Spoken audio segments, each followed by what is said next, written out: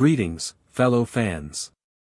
You're tuned into Revenger What If, presenting to you today, what if Naruto was chosen by the Lord of Light and his Sage Mode resurrected every fallen Stark member? Show some love by liking and subscribing. Enjoy the story ahead.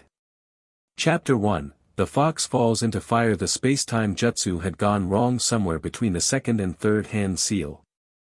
Naruto knew at the moment the chakra twisted, not the clean, surgical pull of a Hiraition or even the rough tumble of a standard transportation technique, but something that felt like the universe itself had grabbed him by the collar and decided he needed to be somewhere else entirely. The seal matrix Kakashi had been developing for 6 months, the one meant to transport relief supplies to a distant land of water outpost, had detonated under his feet in a bloom of violet and gold, and then there was nothing. No sound. No sensation. Just white. And then mud. He hit the ground face first, which, all things considered, was not the worst landing he'd ever made. The worst had been that training session with Jiraiya where he'd been launched off a cliff 3 times before noon. This was merely the second worst. Naruto pushed himself up onto his hands and knees and spat out a mouthful of earth that tasted like iron and rain. The sky above him was the color of a bruise, deep purple-gray, shot through with the last dying embers of what had been a sunset, and wrong in a way he couldn't immediately articulate. Too wide, maybe. The horizon stretched in every direction without the suggestion of a single recognizable landmark. No Hokage monument. No trees he knew. No smell of ramen anywhere within a reasonable distance, which was already a bad sign. He stood up slowly, cataloging his body the way Tsunade had trained him to do after any impact event. Left arm, fine. Right arm, fine. Ribs, 3 bruised, none broken. Head, ringing like a bell but clearing. Chakra reserves, depleted from the jutsu detonation but regenerating steadily, the warm tide of Kurama's energy already threading through him like heat from a hearth. You alive? Kurama's voice rumbled through the seal, not concerned exactly. The fox had never quite mastered the art of sounding concerned, but attentive in the way a predator is attentive when it senses something new. Define alive, Naruto said aloud, because after years of talking to Kurama mentally he'd developed the habit of just saying things out loud when he was alone. It saved the effort of the mental projection. Breathing. Moving. Complaining. You're alive. Where are we? Not anywhere I recognize. A pause, and that pause was significant, because Kurama recognized everything. The fox was 9-tailed, ancient, had been sealed in more Jinchuriki than Naruto could count. The creature had seen more of the world than most gods. The chakra here is different. Older. Thicker. Like it settled into the earth a very long time ago and stopped moving. Naruto looked around properly for the first time. He was standing in a field, or what had been a field, once. The ground was churned and dark, wet with recent rain, and dotted with objects he realized after a moment were not rocks. They were people. Dozens of them, scattered across the earth in the boneless way that only the dead could manage, their clothing soaked through and their faces turned toward that wide bruised sky. Some of them were still in the positions they'd fallen in. Some of them had clearly been moved, arranged in rough rows by whoever had come through after the killing to do the grim accounting of a battle's cost. It wasn't a battlefield, though. Or not exactly. There were no fortifications, no defensive earthworks, no evidence of any organized military engagement. The dead were dressed for a feast. Naruto could see it now that he was looking, silk and wool and something that might have been velvet, dark with blood and rain but still recognizable as finery. Women alongside men. People who had come somewhere to celebrate and had died for it. The smell hit him then, because he'd been holding his breath without realizing it. Iron and copper and the particular sweetness that he associated with Tsunade's hospital when he'd been a kid sneaking in to check on injured friends. Death smell. He'd smelled it before on every battlefield he'd ever walked. He'd never gotten used to it and he wasn't going to start now. Naruto walked through the dead with the care he gave every battlefield, picking his way between bodies, reading what the ground was telling him. Here, a cluster of men who died fighting, their weapons were out, their wounds were on the front of them. There, people who died running, wounds in the back. And over there, near what had been a large tent whose poles were now collapsed into the mud, a concentration of death that had the particular geometry of a massacre. These people hadn't fought. They'd been executed. He crouched next to one of the fallen, a young man, maybe 18, wearing a gray cloak with a wolf's head embroidered at the collar. The boy was looking up at the sky with an expression that wasn't peaceful, the way people in stories always described the faces of the dead. He looked surprised. Like he'd genuinely not believed it was going to happen until it happened. Naruto reached out and closed the boy's eyes. It was the only thing he could do right now, and he did it carefully. "What happened here?" he said quietly, to no one in particular. What happened here was that 3 miles west, in the castle called the Twins, Walder Frye was already moving his guests out and beginning the process of pretending none of it had occurred. What happened here was the Red Wedding, though Naruto had no name for it. What happened here was that someone powerful had decided that the rules didn't apply to them, and that the people in this field had paid for that decision with everything they had. Naruto stood and turned slowly, scanning the tree-line. His chakra sense was already extending outward, depleted but functional, reaching maybe half a mile in every direction, and what it found was the particular stillness of aftermath. No living combatants. A few horses wandering loose in the middle distance. 2 or 3 survivors who were doing exactly what survivors do, which is hide very quietly and try not to breathe. And something else. It was faint, buried under the mud and the rain smell and the iron of blood, but it was there, a spark. A life spark. Small and stuttering like a candle flame in a strong wind, but present. Someone in this field was alive. He found her at the river's edge, half in and half out of the water, caught on a rock that had kept her from being carried downstream. She was a woman somewhere in her middle years, auburn hair plastered across her face, dressed in what had been fine clothing. Her throat had been cut.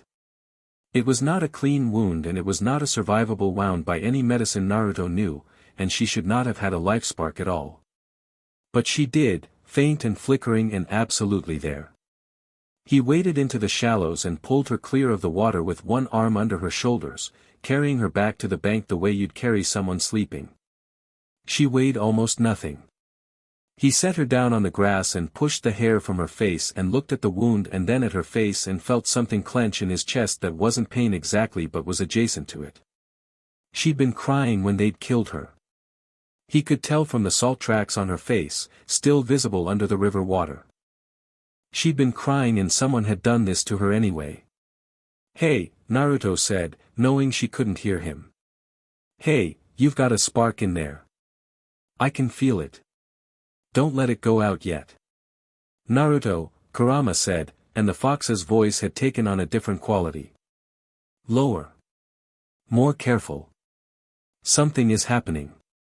Naruto felt it at the same moment Kurama named it, a warmth that wasn't his own chakra and wasn't the fox's energy, something that was pressing against the edges of his awareness from outside. Not from the earth or the air or any direction he could point to. It was more like it was pressing in from a direction that didn't have a name. From behind the world, maybe. From whatever was on the other side of the thin membrane that separated what was real from what was possible. The fire started on the riverbank about 6 feet to his left. There was no fuel for it and there was no source, it simply appeared, a column of orange-red flame about the height of a person, burning without consuming anything, burning in the rain without being extinguished. It was the cleanest fire Naruto had ever seen and also the most wrong, because it cast light in a specific direction. Toward the woman. Toward her wound. Toward the stuttering candle flame of her life spark. Naruto didn't reach for a weapon. He also didn't run, which said something about his particular category of personality. He sat back on his heels and looked at the fire and felt its warmth on his face and waited. The voice, when it came, wasn't sound. It was more like sound's memory, the shape that words left behind when the words themselves were gone. It pressed itself into the space behind his sternum and resonated there like a struck bell. "You," it said. You carry life in both hands. You have walked beside death so long that it does not know how to claim you.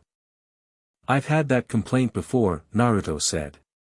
There is a fire here that is almost out. The column of flame leaned, actually physically leaned, toward the woman on the ground. You have the power to feed it. You have always had this power. You did not know its source. Naruto looked at the woman's throat. At the wound that should have been fatal. At the life spark still stuttering in his chakra sense. I can't heal that, he said plainly. That's not a healing job. That's. He gestured, because there wasn't really a word for what that was. Not healing, the voice agreed. Resurrection. There is a difference. Healing is for wounds. Resurrection is for purpose. She has purpose remaining. Her fire is not finished. You will be the instrument. Your nature sage, the life you draw from all living things, combined with my fire will make it possible. But understand this. There's a cost, Naruto said, because there was always a cost, and he'd lived long enough to know that gifts that came without costs were debts you hadn't read the fine print on yet. Yes. Each life you return will take time from your own. Not years in the way you measure them. Something harder to define. The fullness of living. The weight of time that belongs to you. Naruto looked at the fire. Then at the woman. Then back at the fire.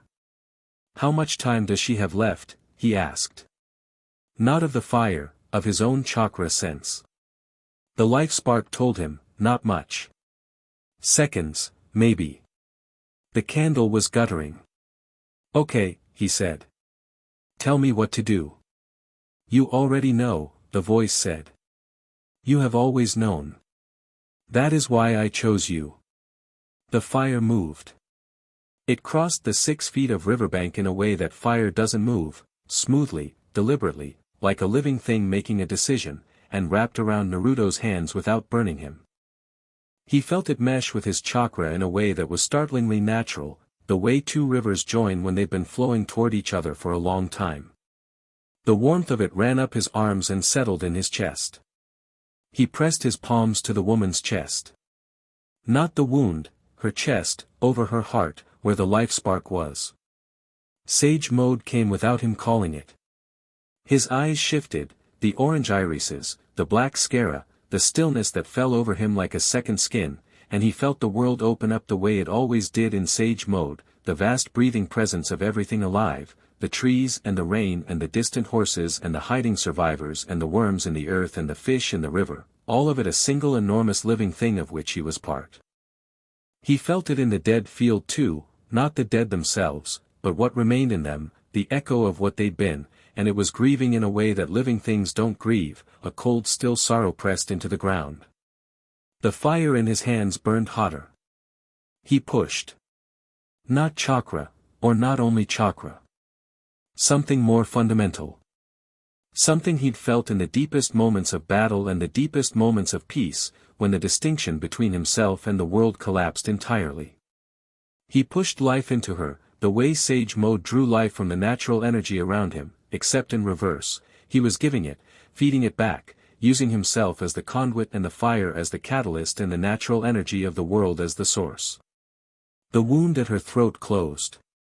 It didn't fade gradually or scar over or knit together in the careful visible way that medical ninjutsu worked. It closed like a door, present one moment, absent the next, as though the universe had reviewed its notes and decided that particular damage wasn't supposed to be there.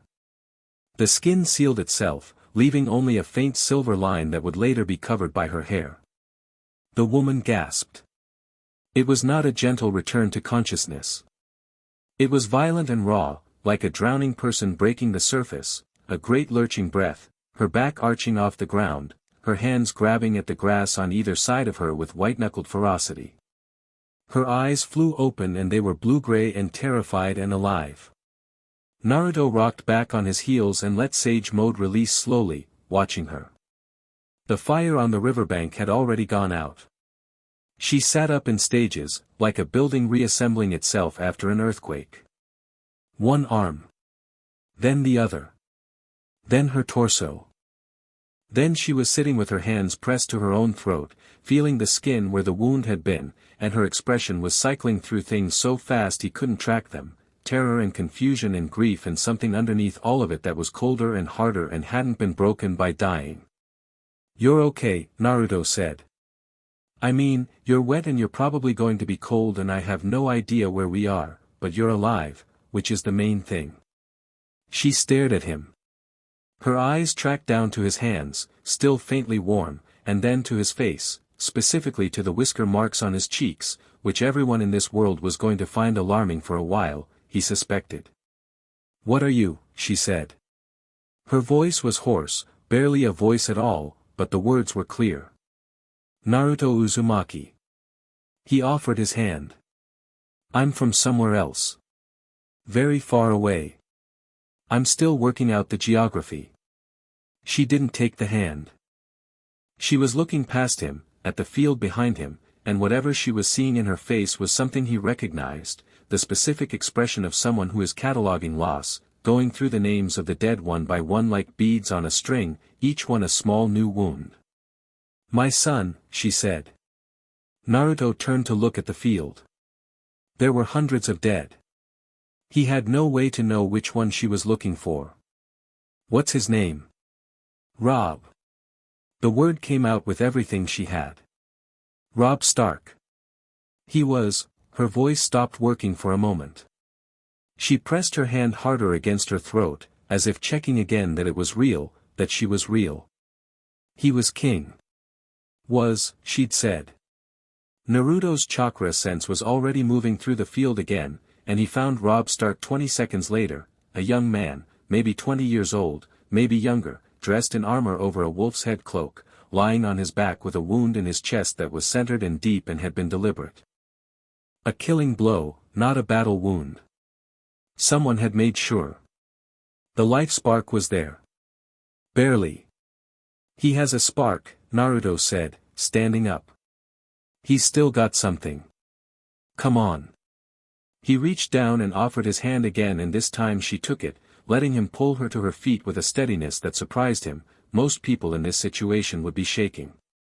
She was not shaking. She was walking, moving toward her son's body with a precision that told him she was running on something beyond adrenaline, some reserve that had a name he'd give it later. He recognized it. Konoha had taught him what it looked like, that walk. It was the walk of someone who had decided that falling apart was a luxury for after. He crouched next to Robb Stark. Younger than Naruto had expected from the word king, though maybe that said something about this place's relationship with youth and power. His face was still and pale and the wound in his chest had bled out completely. The spark was there, though. Smaller than the woman's had been, deeper, harder to find. "Can you?" the woman started. "Yeah," Naruto said. He didn't say "I think" or "maybe" or "I'll try," because he'd made a decision at the riverbank and he wasn't the kind of person who second-guessed his decisions once he'd made them. He placed his hands on Robb's chest. "This one might take a minute." Sage mode again. The world opened up again, that vast breath of living things, the wet grass and the weeping sky and the distant sound of moving water. The fire appeared this time in Naruto's chest, not around his hands but inside him, pressing outward, Lawler's warmth woven through his own natural energy. He could feel the cost immediately, different from the woman's resurrection in a way he couldn't explain precisely, like the difference between spending coin and spending time. Something that was his was going into this. He could feel it moving through the seal and out through his palms. He pushed harder. Robb Stark's chest rose. Fell. Rose again, and this time stayed. The wound didn't close cleanly the way the woman's had. It closed slowly, like it was arguing about it, scar tissue forming in a visible process that took about 30 seconds, during which Naruto kept his hands firmly in place and breathed through the effort. When it was done, the young king had a scar he'd carry for the rest of his life, because nothing about this resurrection was going to be clean or easy, and that felt honest. Robb Stark opened his eyes. He looked at the sky for a long moment, the same wide bruised sky Naruto had woken up under, and then he said, gray wind. Robb. The woman dropped to her knees beside him, both hands on his face. Robb, look at me. He looked at her. And the expression that crossed his face, recognition mixed with a grief so profound it bypassed whatever defenses he'd built, was not an expression Naruto felt he should be watching. He looked away deliberately, giving them the 10 seconds of privacy that the situation allowed. You're dead, Robb said, and then, quietly, I'm dead. We were, the woman said.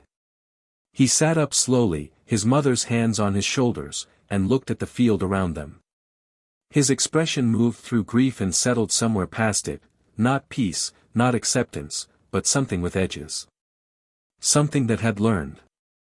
Then he saw Naruto. Naruto waved. He'd found over the years that waving was a pretty disarming gesture in situations where people might otherwise reach for a weapon. It didn't entirely work this time. Robb's hand went to his side and found nothing, his sword was gone, taken or lost, and his eyes fixed on Naruto with an intensity that was measuring distance and threat level simultaneously. Who are you? He said. His voice was rougher than his mother's but had the same quality, that bedrock under the surface. Naruto Uzumaki. I'm from somewhere very far away. He'd said this twice now and it was already his standard opening line. I'm the one who brought you back. Both of you. I know that's a lot to take in. Robb's gaze moved to his mother and back. How? It wasn't quite a question. It was the sound of someone whose understanding of the world had just been fundamentally restructured and was trying to find the load-bearing walls of the new version. I have chakra, it's a type of energy, internal and external at the same time, it's complicated, and I was guided by something. A force. It called itself a Lord of Light. I don't know more than that. He paused.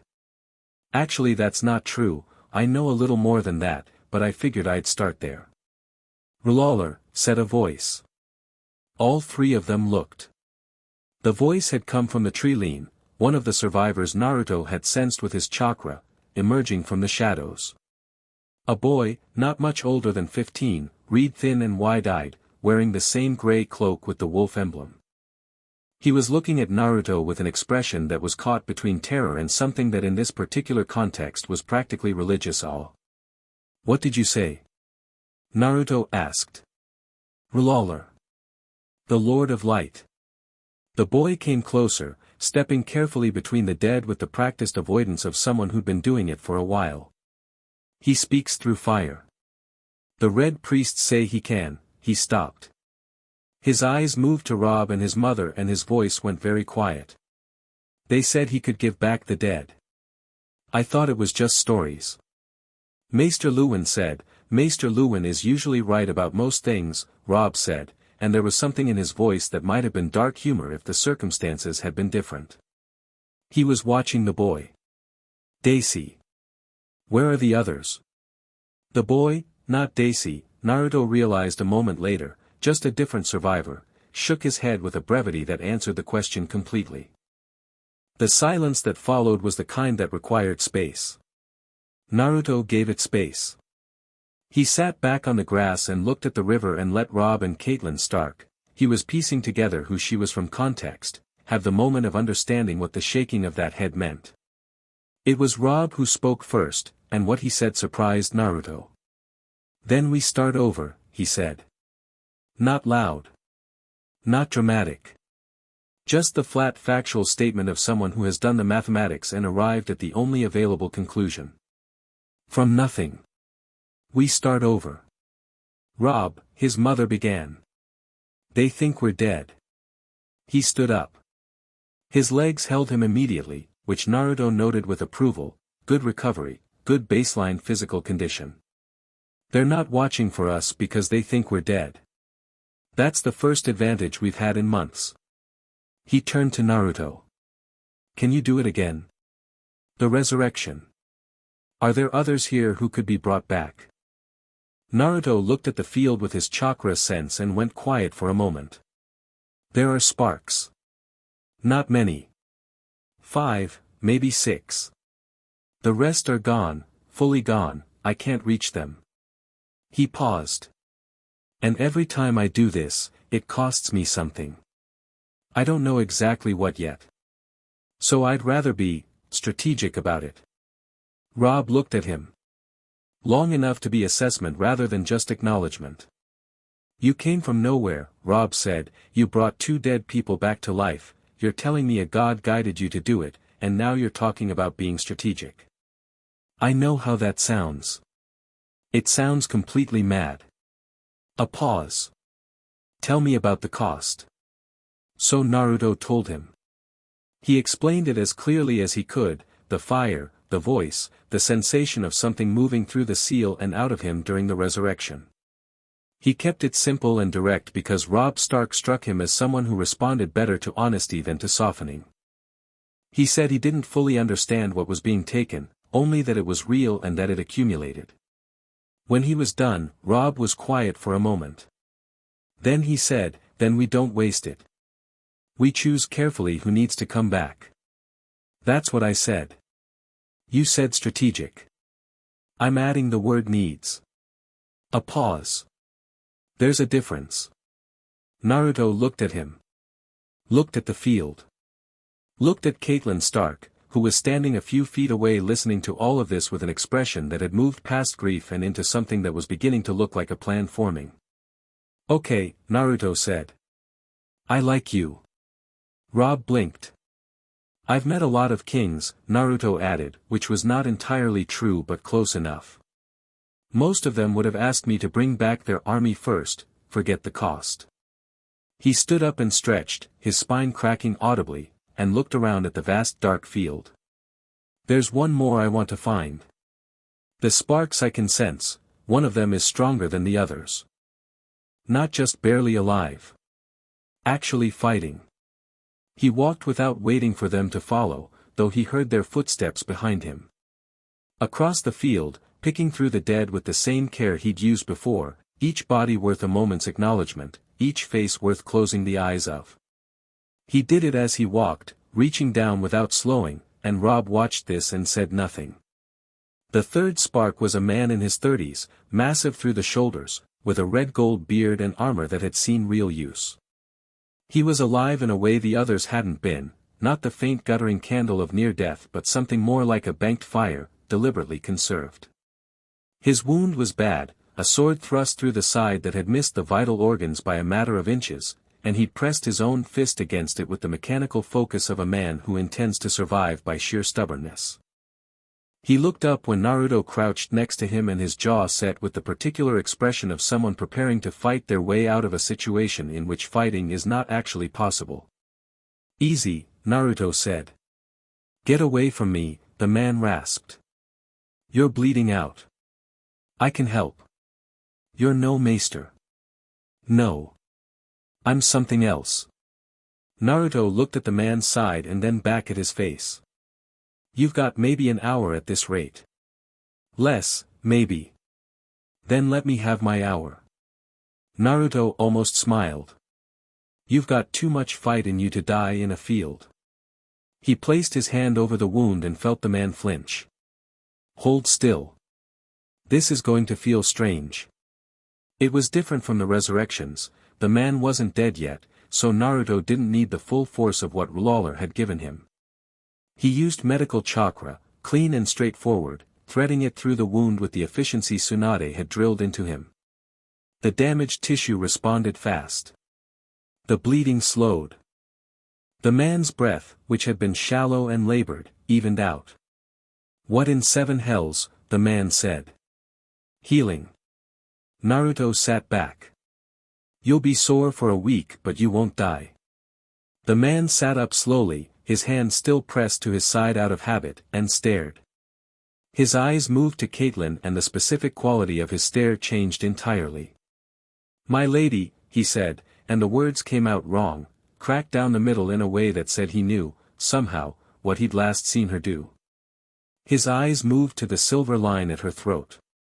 My lady, I'm here, Ser Reynald, she said. I'm here. The man, Reynald, looked at Naruto again. The hostility in his expression hadn't entirely gone, but it had been joined by something else.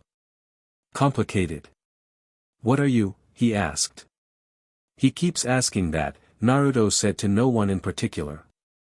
He's the Lord of Light's chosen, the boy from the tree said, having crept close enough to join the conversation. He said it with the absolute conviction of someone who has decided they're in a story and has identified the turning point. Naruto made a face.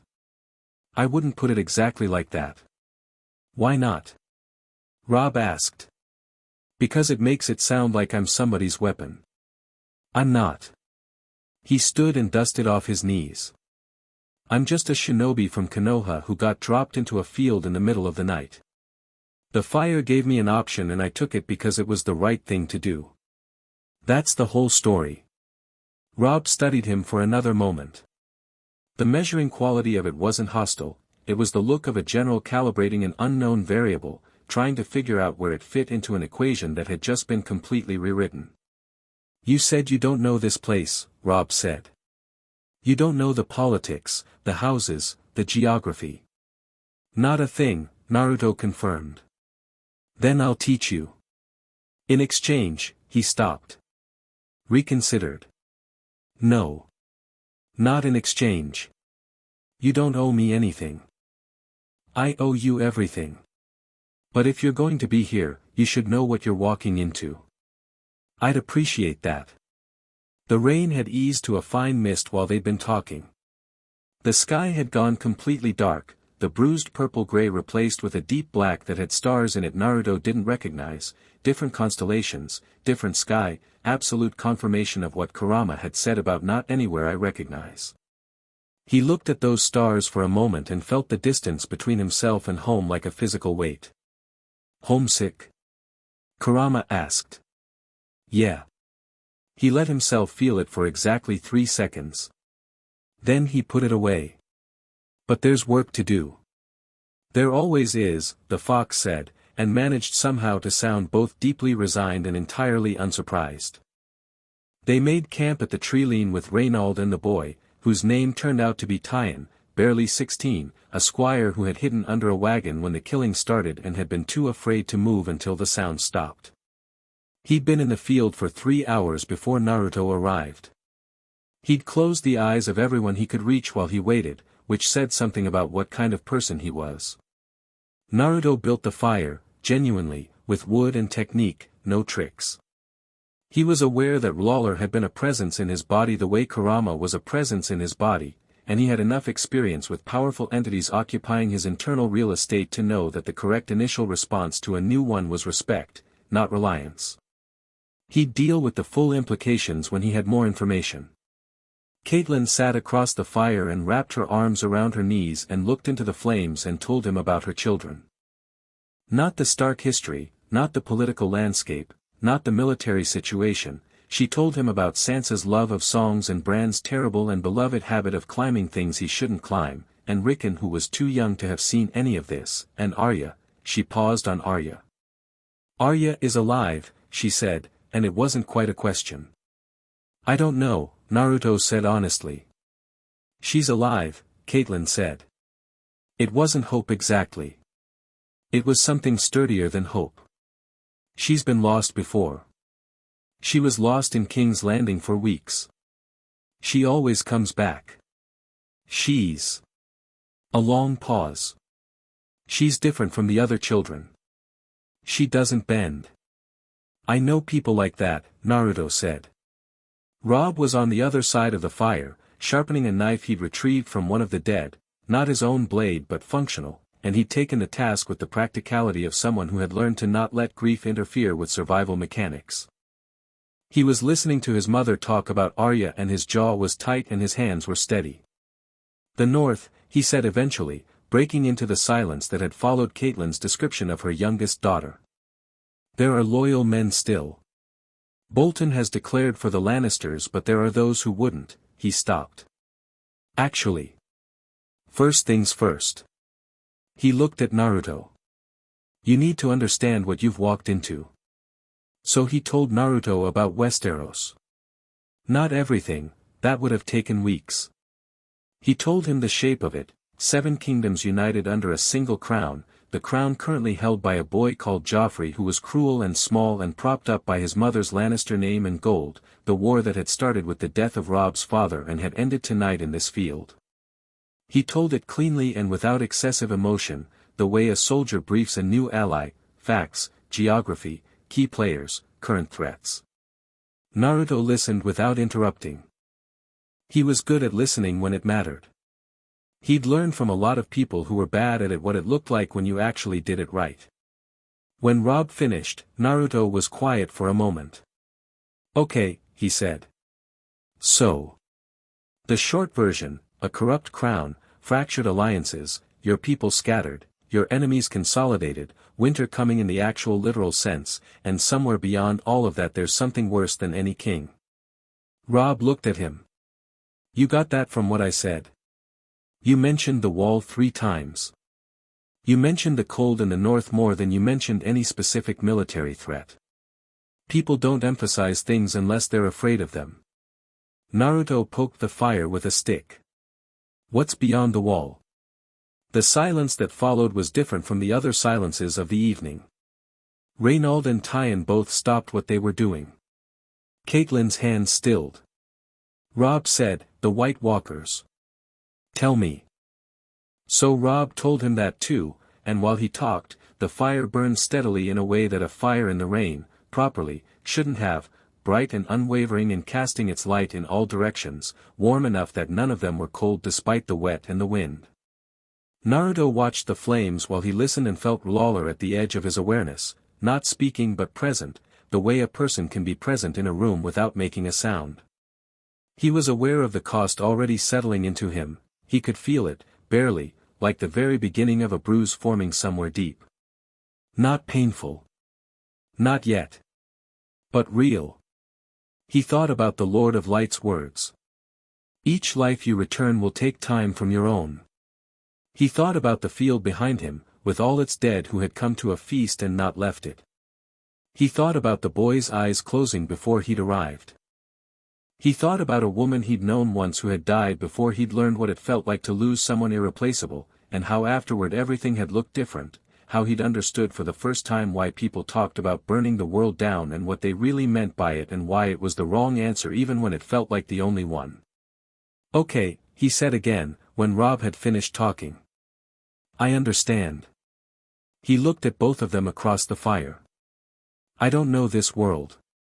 I don't know your customs or your laws or your politics. But I know injustice when I see it and I know what it looks like when people are being crushed under something too big for them to fight alone." He met Robb's eyes. "I'm not leaving. Not until it's done." Robb held his gaze. Something in the younger man's face shifted, not relief, because relief was too simple for what this was. More like a door opening in a wall that had been solid for a very long time.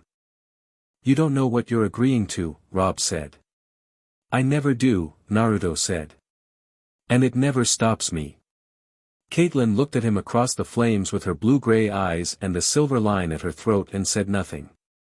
But her expression, for the first time since she'd gasped back into life on the riverbank, had shifted into something that might, if you were being cautious about it, be called the beginning of trust. The fire burned on. The stars wheeled overhead, strange and cold and absolute. Somewhere in the dark beyond the tree-line, Westeros continued its complicated, blood-soaked business of being itself, entirely unaware that something had changed. That in a field beside a river, 2 dead people breathed and a boy from another world had made a promise. In the coals of the dying campfire, if you looked at exactly the right moment, you could see something that wasn't quite a face and wasn't quite a flame, just an impression of satisfaction, brief and certain, the way a craftsman looks at work that has finally gone the way it was supposed to. Then it was gone, and there was only fire, and the rain, and morning coming slowly over a world that was about to find out what it meant to have a fox in its midst. Chapter 2, Kings and Ghosts. The northern camp was 3 days' hard ride from the twins, and they had no horses. They had Reynold, who turned out to be both physically resilient and practically useful in the way that people raised for war tend to be. He could set snares, read weather, and navigate by stars, and he did all 3 without being asked. They had Tyon, who was less useful practically but made up for it by knowing every road, hamlet, and bridge between the Riverlands and the Neck from years of traveling with the Stark host. They had Catelyn, who was operating on a level of focused intensity that Naruto recognized as the human equivalent of running on empty but refusing to acknowledge the gauge. And they had Robb, who walked like he was still king even without a sword, without an army, without anything except the straight line of his spine and the quality of his attention. Naruto walked point. He'd offered and no one had argued, which was already an improvement over the reception he'd expected in a world where he knew nobody. He ranged ahead by 50 meters or so, his chakra sense sweeping the terrain constantly, reading the land the way Jiraiya had taught him in a different world under a different sun. The Riverlands were flat and wide and covered in a patchwork of agricultural land and woodlands, crisscrossed with rivers that ran brown with autumn silt. It was beautiful in the way that scarred things sometimes are, you could see what it had been, under the damage. The villages they passed through were shuttered and silent, doors barred, livestock penned in tight. The war had been here and the people who remained knew better than to be visible when strangers came down the road. Kurama had gone quiet but alert, which was his version of paying attention. Naruto could feel the fox cataloging the new world with the patient thoroughness of something ancient encountering something genuinely novel. Occasionally Kurama would surface with a single observation: the chakra here is in the earth, not in people, or something is wrong with the air further north, I can taste it, and then sink back into attentive silence. On the second night they took shelter in an abandoned farmhouse, and Robb sat across from Naruto and asked him about where he came from with the specific quality of focus that Naruto had already identified as his default mode. Not curiosity exactly, more like the collection of information that a commander performs on every new variable in his landscape. Naruto told him about Konoha. The village, the ninja system, the Kage structure. He kept it simple and descriptive, avoiding the parts that required extensive background to understand. He told him about Kurama without preface: just I have a fox spirit sealed inside me, 9 tails, extremely old, currently listening to everything we say, and watched Robb's expression process this with the same controlled composure he gave everything. Does it? Robb started. Naruto said. Does he, Robb corrected without missing a beat, which Naruto appreciated, have opinions about our situation? Tell him the cold in the north isn't natural, Kurama said immediately. Whatever's up there, it's not weather. Naruto relayed this. Robb went still. He can feel that from here. He can feel a lot of things from a lot of places. Naruto stretched out on the farmhouse floor, using his folded arms as a pillow.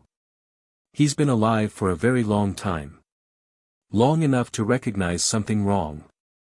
Catelyn, from across the room where she'd been doing something practical with a candle and a piece of torn cloth from her dress, said quietly, the maesters have been dismissing reports from the wall for 2 years. My husband, she paused, and the pause cost her something. Ned knew. He told the council and the council laughed at him. Ned Stark, Naruto said. He'd gotten the outline of that story on the first night. Your husband. Yes. He had a spark. The room went very still. Catelyn's hands stopped moving. Robb's jaw tightened fractionally, the only visible sign of what the question cost him, and he was quiet for long enough that Naruto understood he'd found the border of something. He was beheaded, Robb said. At the September of Baylor. In King's Landing. A long way away, then. No chance to reach him in time. No spark remaining in a man whose death was months in the past. I'm sorry, Naruto said. He meant it in the way he meant most things, completely, without qualification, the emotion plain on his face and in his voice. The room held that for a moment. Bran, Robb said eventually. And Rickon. I was told they were killed at Winterfell. By Theon Greyjoy. His voice stayed controlled, but something in it had gone flat in the way that metal goes flat when it's under too much pressure. I don't know if there were sparks. If they're actually dead. Naruto filed this. Where would they be if they weren't dead? Hidden. The north is large. If Bran found his legs again, he stopped at Naruto's expression. He was injured. A fall. He was told he'd never walk again. Tell me about the fall. So Robb told him, and the shape of the story that emerged, a boy pushed from a window, a secret that somebody had wanted kept, made Naruto's expression do several things in quick succession that Robb watched with careful attention. What? Robb said. Nothing. I'm just thinking that the people who did that to a child are going to have a real bad time eventually. He said it matter-of-factly, the way you'd note that rain was coming. Anyway. Bran and Rickon, not King's Landing, then. If they're alive they're in the north. That's where we're going anyway. It's not that simple, Catelyn said. It never is. Naruto closed his eyes. But simple is overrated. Walk me through what we're working with. Loyal forces, disloyal forces, geography. Tomorrow we move faster if tonight I understand the map. So they talked through the night, the three of them, with Tywin asleep in the corner and Reynaud sitting at the door with a knife across his knees, and by the time the grey light of dawn came through the farmhouse's cracked shutters, Naruto had a working understanding of the north, its houses, its tensions, and the specific shape of the problem they were walking toward. He understood that the Boltons had betrayed the Starks and now held Winterfell under Lannister sanction. He understood that there were northern lords who had bent the knee not from loyalty but from self-preservation, and who might unbend it under the right circumstances. He understood that the Stark name still meant something in the north, not the political entity of it but the older thing, the thing that went back before the kingdom, the wolves and winter symbology that was threaded into northern identity like marrow in bone. And he understood, without anyone saying it directly, that what was needed was not just military power but something that could relight the fire of a people who had watched their symbols destroyed. He thought about that while he watched the dawn come. You're planning something, Kurama said. I'm always planning something. This one's got that particular quality to it. The one where you do something completely reckless and it works purely because it should not have worked. Naruto smiled at the dawn. The best plans always have that quality. They reached what remained of the northern forces on the evening of the third day, not a camp exactly, more the memory of one. A collection of maybe 300 men, perhaps less, tucked into the forest on the northern bank of the Blue Fork, wearing the gray and silver of House Stark and the particular expression of soldiers who have survived something that their companions haven't. They'd been moving north in stages, leaderless and drifting, held together by habit and the absence of anywhere specific to go. The man nominally in charge was a grizzled knight named Small John Umber, not the Lord himself, who was dead, but a cousin of sufficient age and ferocity to have kept the company from fragmenting entirely. He was approximately the size of a large barn and had a beard that was doing independent work, and when Naruto walked into the tree lean ahead of Robb and Catelyn he stepped forward with his hand on his axe and his voice at full, weaponized volume. Who in the seven hells are you? Naruto Uzumaki. I'm with them. He stepped aside and let Robb and Catelyn walk out of the trees. What happened next was one of the more interesting things Naruto had seen in a world that had already shown him a fair amount of interesting things. Small John Umber's axe hand dropped. A sound came out of him that was not quite a word, more a precursor to a word, the noise a man makes when language temporarily fails and the body tries to pick up the slack. Around him, men looked up from fires and bedrolls and card games and went through similar processes. Then someone said, "Your Grace," and knelt, and the person next to him knelt, and it moved through the camp like a wave. Robb stood in the middle of it and his jaw worked once. Naruto watched him.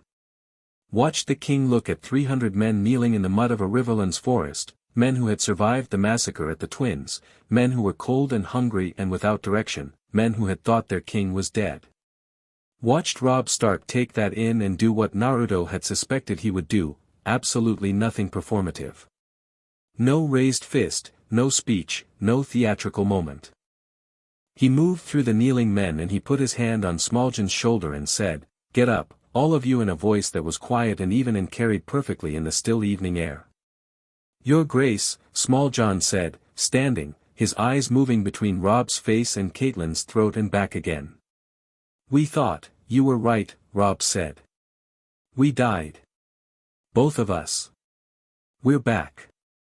A pause that was exactly as long as it needed to be. Tell me the state of the company. Naruto stepped back and let them have it. This was not his conversation, not his command structure, not his world, not yet, anyway. He found a fire at the edge of camp and sat down beside it and let Kurama's warmth push back the evening chill and watched Robb Stark move through his men. It was something to see. Not the mechanics of command, which Naruto had observed in Tsunade and the Kage and 100 battlefield officers, that he could have catalogued clinically. What made it something to see was the texture of it. Robb spoke to each man he passed. Not the same words, he varied them, shaped them to the person, asked after names Naruto hadn't heard and injuries he shouldn't have known about. He'd been their king since he was 16 years old and they'd gone to war together and the personal knowledge in him ran deep, and these men could feel the truth of it. Catelyn watched her son from a position slightly apart, her arms folded, and on her face was an expression that Naruto would later identify as the specific pain of a parent watching their child carry something too heavy, combined with the equally specific pride of a parent watching them carry it well anyway. Taion appeared at Naruto's fire, hovering. Sit down, Naruto said. The boy sat. He'd been nervous around Naruto since the first night, not hostile, just carefully uncertain, the way you are around something you've been taught to fear but which hasn't actually been frightening yet and you haven't updated your expectations. What do they know? Naruto asked, nodding toward the camp. About me. Small John saw you come in. Taion picked at the edge of his sleeve. He said you had marks on your face. Like a beast. And that Lady Stark looked at you like, he stopped. Like what? Like you were something her husband would have trusted, Taion said carefully. Naruto thought about that. That's a good answer. She doesn't trust easily. After, Taion stopped again.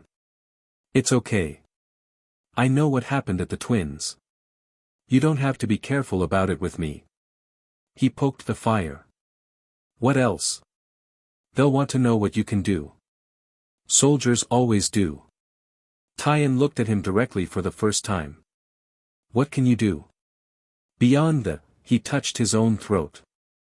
Naruto smiled at the fire. A lot. Small John Umber came to find him an hour later, after the debrief with Robb was apparently complete, walking through the camp with the directness of a man who has decided to go and look at the thing instead of continuing to think about it. He planted himself in front of Naruto's fire and stood with his arms crossed and said, You brought them back. I did. How? Chakra and fire from a god. He said it simply. Doesn't matter how, really. What matters is they're back and they're breathing and Robb Stark is already thinking 3 moves ahead. Smoljan's eyes narrowed. What are you? Third time I've been asked that. Naruto looked up at him. A shinobi. A person. Someone who got dropped into your world from somewhere else and decided to make himself useful. You want something. Not from you. He held the larger man's gaze without effort. I don't need anything from anybody. I'm here because leaving wasn't the right option. Men who don't want anything are more dangerous than men who do, Smalljohn said. But he sat down, which told Naruto more than the words did. That's true, Naruto agreed. The difference is what they do with the danger. He did a demonstration at dawn. Robb had asked for it, not explicitly, but he'd said, before he went to sleep, the men will need to understand what we have that we didn't have before, and Naruto had understood the implication. So as the camp woke up and the fires were built up and the soldiers went about the gray automatic rituals of morning, that half-awake period between sleeping and being ready for anything, Naruto walked to the open ground at the camp center and let Sage Mode come fully forward. The transformation was not subtle. The orange irises and the black sclera of his eyes were the least of it, the natural energy of the world rushed into him in a way that was visible, a shimmer in the air around him like heat haze but colder and more deliberate, the forest itself seeming to lean slightly in his direction the way trees lean into wind. He stood in the center of it and felt the world open up, every living thing in the camp a distinct presence in his awareness, every heartbeat separate and recognizable, 300 pulses plus the birds and the insects and the worms and the trees in their slow tremendous aliveness. The camp went quiet the way camps go quiet before weather. He formed 300 shadow clones.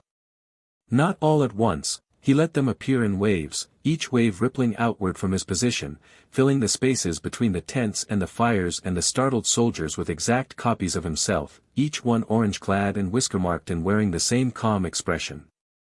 In Sage mode the chakra cost was dramatically reduced and the quality of each clone was noticeably higher, more solid, more detailed, standing in the early morning light with perfect casual ease. 300 soldiers stared at 300 clones staring back at them. Then Naruto dispersed them all at once, 300 small pops of displaced air, and the camp was just the camp again with him standing in the middle of it.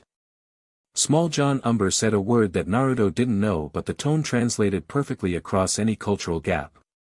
"That's what we have," Robb said from somewhere behind Naruto. He'd been standing at the edge of the demonstration space, watching, not performing. "We're moving north today. I want to be across the neck before the week is out." The camp moved. It moved with a different energy than it had the day before. Naruto noticed it in the way things get organized, faster, more purposeful, with the particular quality of momentum that a group of people gets when they've been reminded why they're together. Robb moved through it, giving orders in that same quiet even voice, and the orders got carried out with a speed that was less about military discipline and more about the specific gravity of a leader that people actually want to follow. Catelyn found Naruto as they were breaking camp, falling into step beside him with a naturalness that surprised him slightly. "You could have shown them more," she said.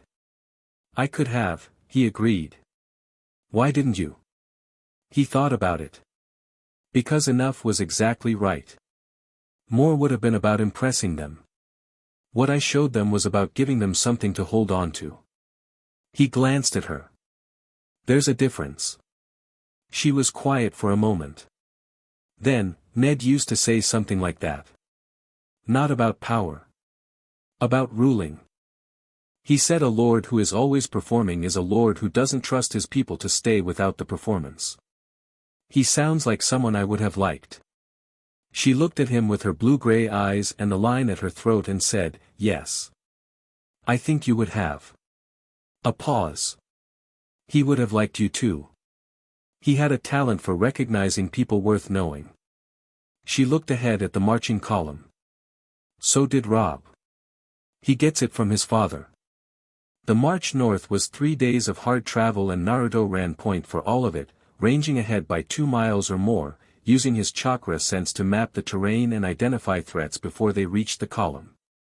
He found 3 separate Lannister scouting parties in the first day alone, small groups of 4 to 5 men each, moving south on the roads.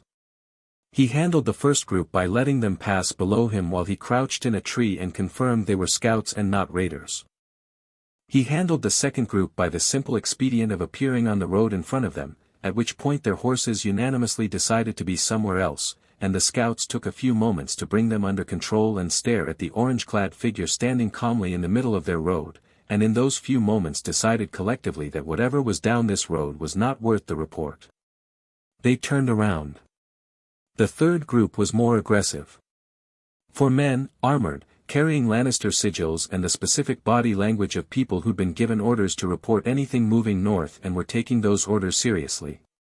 They came around a bend in the road and found Naruto sitting on a log eating a piece of hard bread he'd appropriated from camp rations, and the squad leader drew his sword. "You. Stop. Who are you?" Naruto finished chewing. "Just traveling. In the Riverlands. During wartime. Alone." The man's sword was leveled. "You'll come with us." Naruto looked at the sword. Looked at the man holding it. Looked at the 3 men behind him who were also drawing weapons.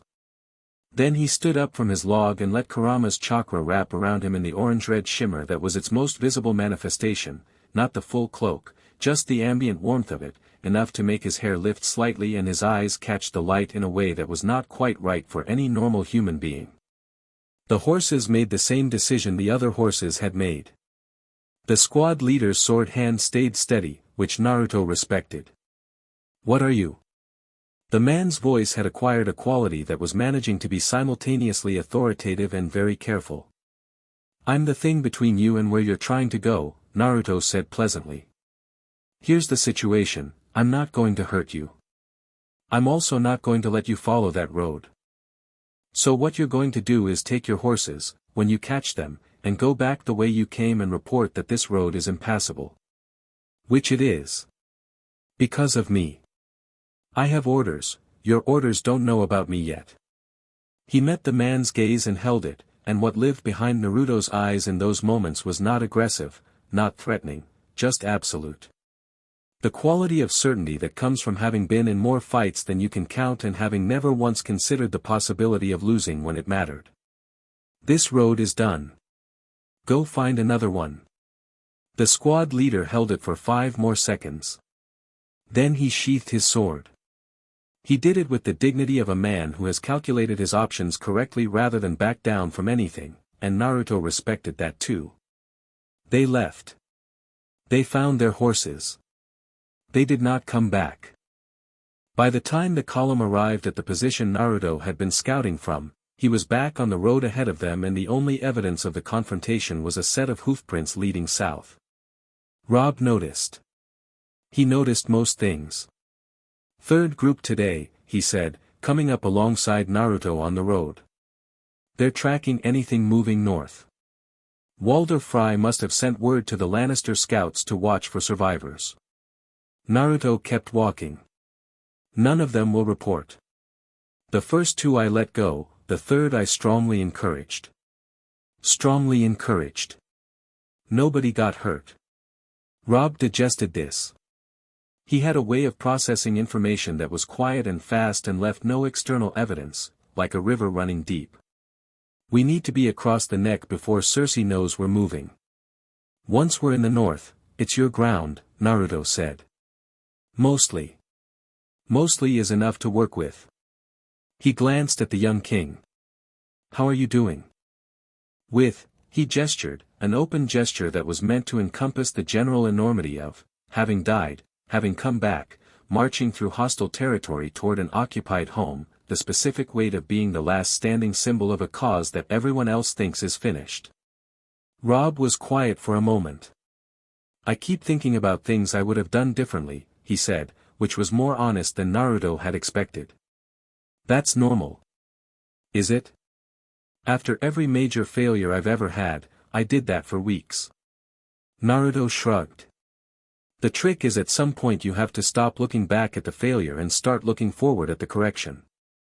The failure already happened. The correction is still possible. You make it sound simple."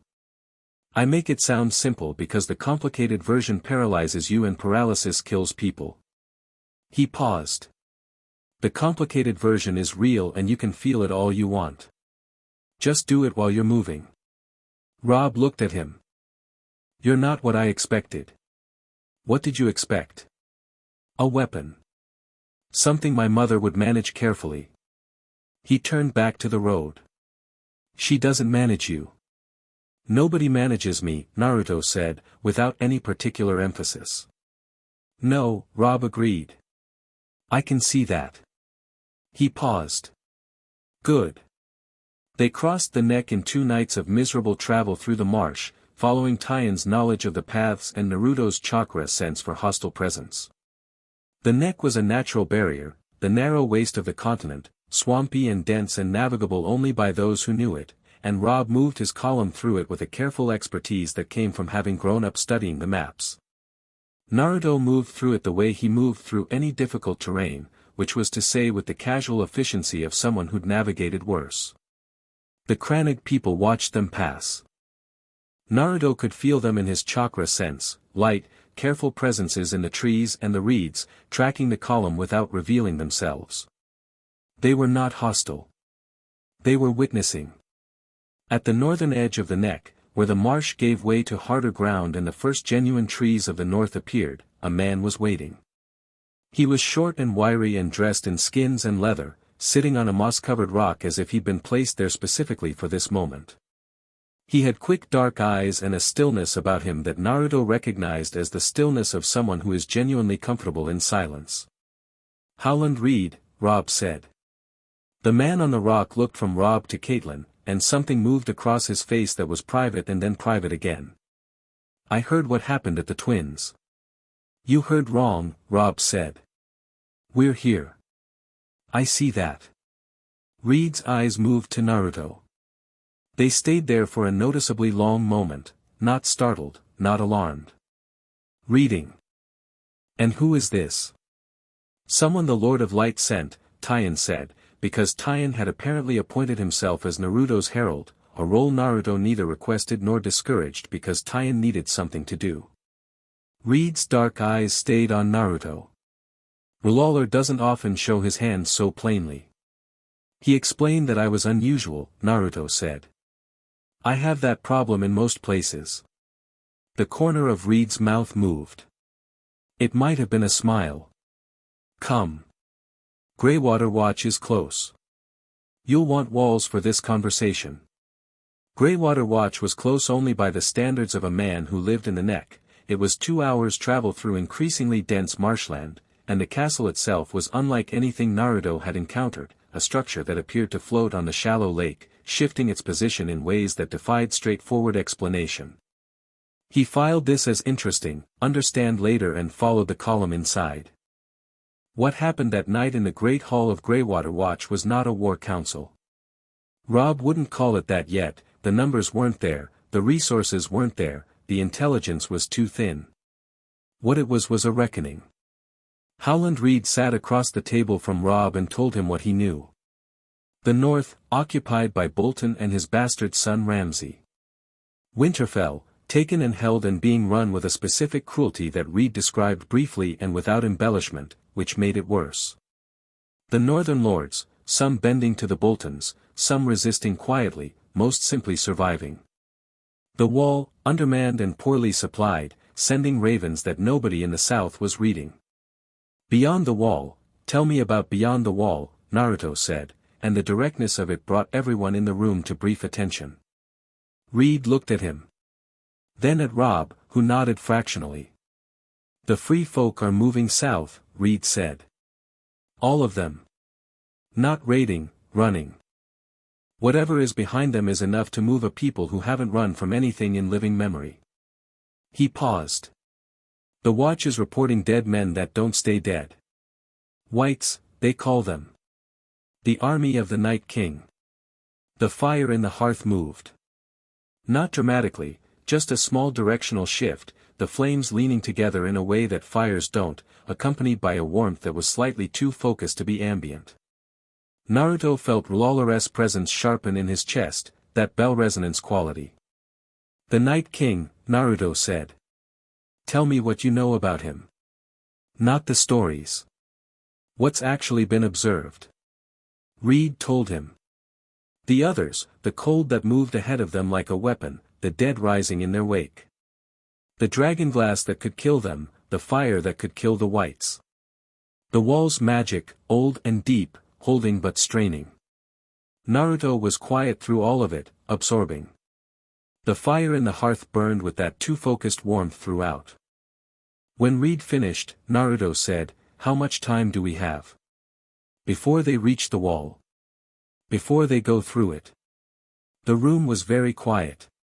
"No one knows," Reed said. "Guess." Reed looked at him for a moment. "A year. Maybe 2, if the Wall's magic holds." "Okay," Naruto said. He looked at Robb. "So here's the actual situation. You've got a corrupt crown in the south and an existential threat in the north and a house that's been broken down to almost nothing.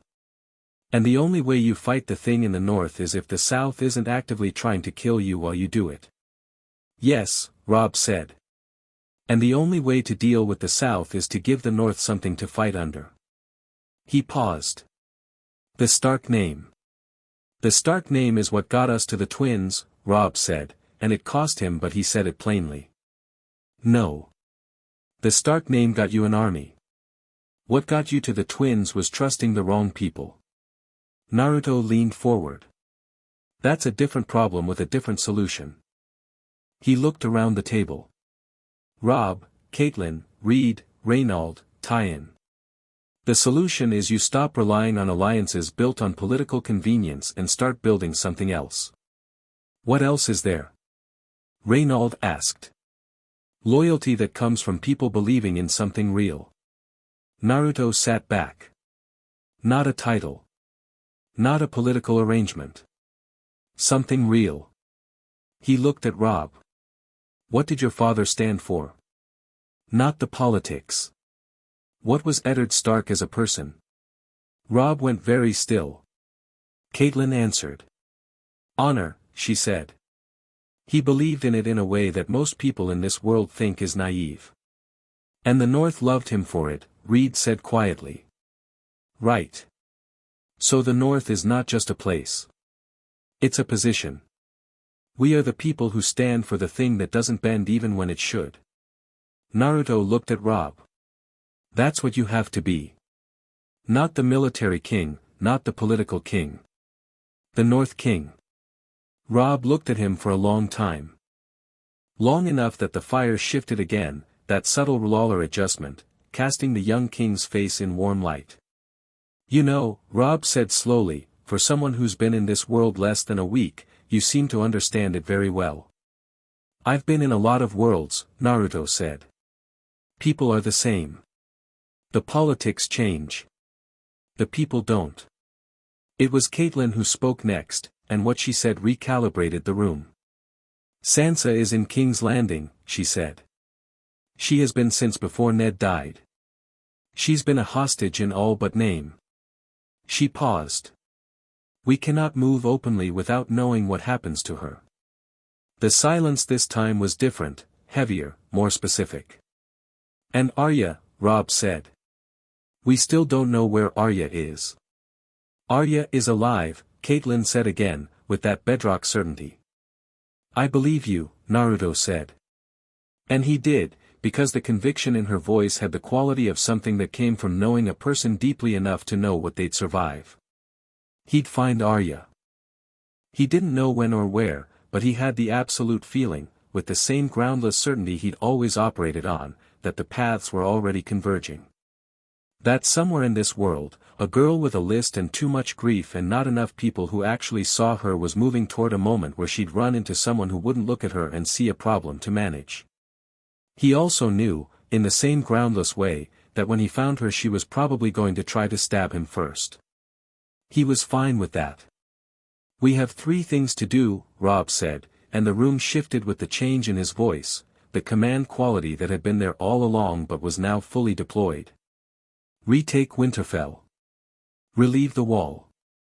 Secure Sansa and find Arya. He looked around the table. In that order, unless circumstances change the order. Winterfell first, because without Winterfell we have no seat of power in the north, Catelyn said. Without a seat of power we cannot consolidate the Northern Lords. Without the Northern Lords we cannot supply or reinforce the wall, Reed finished. And without the wall, Robb began. Nothing else matters, Naruto said. That landed in the room with the weight of obvious truth, the kind that's easy to miss when you're too close to the politics. They talked strategy until midnight. Naruto asked questions and occasionally offered perspectives and mostly listened, mapping the strategic landscape with the same focused attention he gave to chakra topology, understanding the shape of the problem before proposing solutions. Robb was good. Better than good, there was a natural incisiveness to how he thought about military problems, a willingness to consider options that his advisors considered too risky or too unorthodox. The death and return had clarified something in him, burned away whatever caution had been operating before. Catelyn was extraordinary. She sat at the table and she thought in political structures the way Shikamaru thought in game theory, seeing the connections between nodes, the leverage points, the places where a small force could produce a large movement. She'd been dismissed her whole adult life as a lord's wife rather than a strategist, and she was channeling the accumulated pressure of that dismissal into something very sharp and very focused. They were, together, formidable. They were also still recovering from death, still sleeping in borrowed rooms, still 3 days' travel from any significant resource. The gap between what they needed to be and what they currently had was substantial. Naruto thought about this as the council broke up and people drifted toward sleep. He thought about the sparks he'd felt in the field at the twins, the ones he hadn't reached. The ones that were gone now. He'd made the right choices, he was sure of that. But the cost of the right choices was that everything else had to be worth it. He went outside and sat on the edge of the walkway over the lake, his feet hanging above the dark water, and let himself be still for a moment. The northern sky was different from the riverlands, colder, clearer, with stars that burned with a particular brightness, the kind you only get far from any city's light. He could feel the chakra of the world different here too, the way Kurama had noted, deeper, settled, ancient. The North's aliveness had a patience to it. How much did it cost you? Kurama asked. The 2 resurrections. Naruto thought about it honestly. I don't know exactly. Less than I expected. More than nothing. He paused. Something moved. Something in the seal, around the edges of it. Something that was mine. I felt it too. Kurama was quiet for a moment. Be careful. I'm always careful. You are almost never careful. You are effective, which is different. Naruto almost laughed. He looked at his hands in the starlight, ordinary hands, calloused from years of training, the same hands they'd always been. He thought about the fire wrapping around them on the riverbank without burning. About the way the natural energy had reversed, flowing out instead of in. He thought about Robb Stark at 20 years old, sitting in a borrowed castle, planning a war with 300 men and a mother back from the dead and a stranger who'd been in his world for 72 hours. He thought about what Robb had said, "You're not what I expected." He thought about a village that had wanted him to disappear as a child, and a headband he'd earned, and a title he hadn't ever imagined, and all the strange paths between there and here. He thought about the specific texture of purpose, how it felt like weight and lightness simultaneously, how it never got entirely comfortable but how the discomfort was precisely the point. The fire appeared on the water's surface below him. Not reflected, generated, burning on the water itself, the Lord of Light doing his thing without being asked. You're showing off, Naruto thought at it. The fire burned brighter for exactly 1 second, amusedly, and then settled. Yeah, Naruto said to the night sky. I know. There's work to do. He went back inside. He slept for 4 hours. He'd learned in the war against Kaguya that you sleep when you can and you function on what you get. In the morning he was up before the camp, standing in the grey dawn of the northern borderlands, feeling the world breathe. Robb found him there. The king was in borrowed armor, his hair still damp from washing, looking north with the expression of a man whose home is in that direction and is currently in someone else's hands. We move today, Robb said. I know. I want to stop at Carhold before we go to Winterfell. The Karstarks, he paused. I executed their lord. For killing my prisoners. I was right to do it, but it cost me their allegiance. He said it flatly, not seeking absolution. And now? The Lord's heir is Alice Karstark. She's 16. She won't have forgiven me but she might understand. He looked at Naruto. I need the Northern Lords to know I'm alive. Not through ravens, not through messengers. I need them to see it. And you want me to come with you? I want you to come with me. A pause. Not to perform. Not to threaten. Because when they see you, he stopped, searching for the right word. They'll know something changed, Naruto said. Yes. Naruto looked north. Felt the north's chakra, deep and patient and old. Felt Lawler warm in his chest. Felt Kurama alert and ready at the base of his awareness. Let's go, he said. The column moved north. 300 soldiers, a resurrected king, a resurrected lady, a reed lord with dark quiet eyes, a squire who was already writing the story in his head, and Naruto Uzumaki, walking point, his chakra sense ranging ahead into a land that wasn't his and was in the process of becoming something like his anyway. Winter was coming. But so were they. Chapter 3, The Girl with a List. She heard him before she saw him. That was the thing that bothered her afterward. She was better than that. 3 years of training with the Faceless Men, 2 of those years spent learning to hear the absence of sound as clearly as sound itself, and she'd still only caught him because he let a twig snap.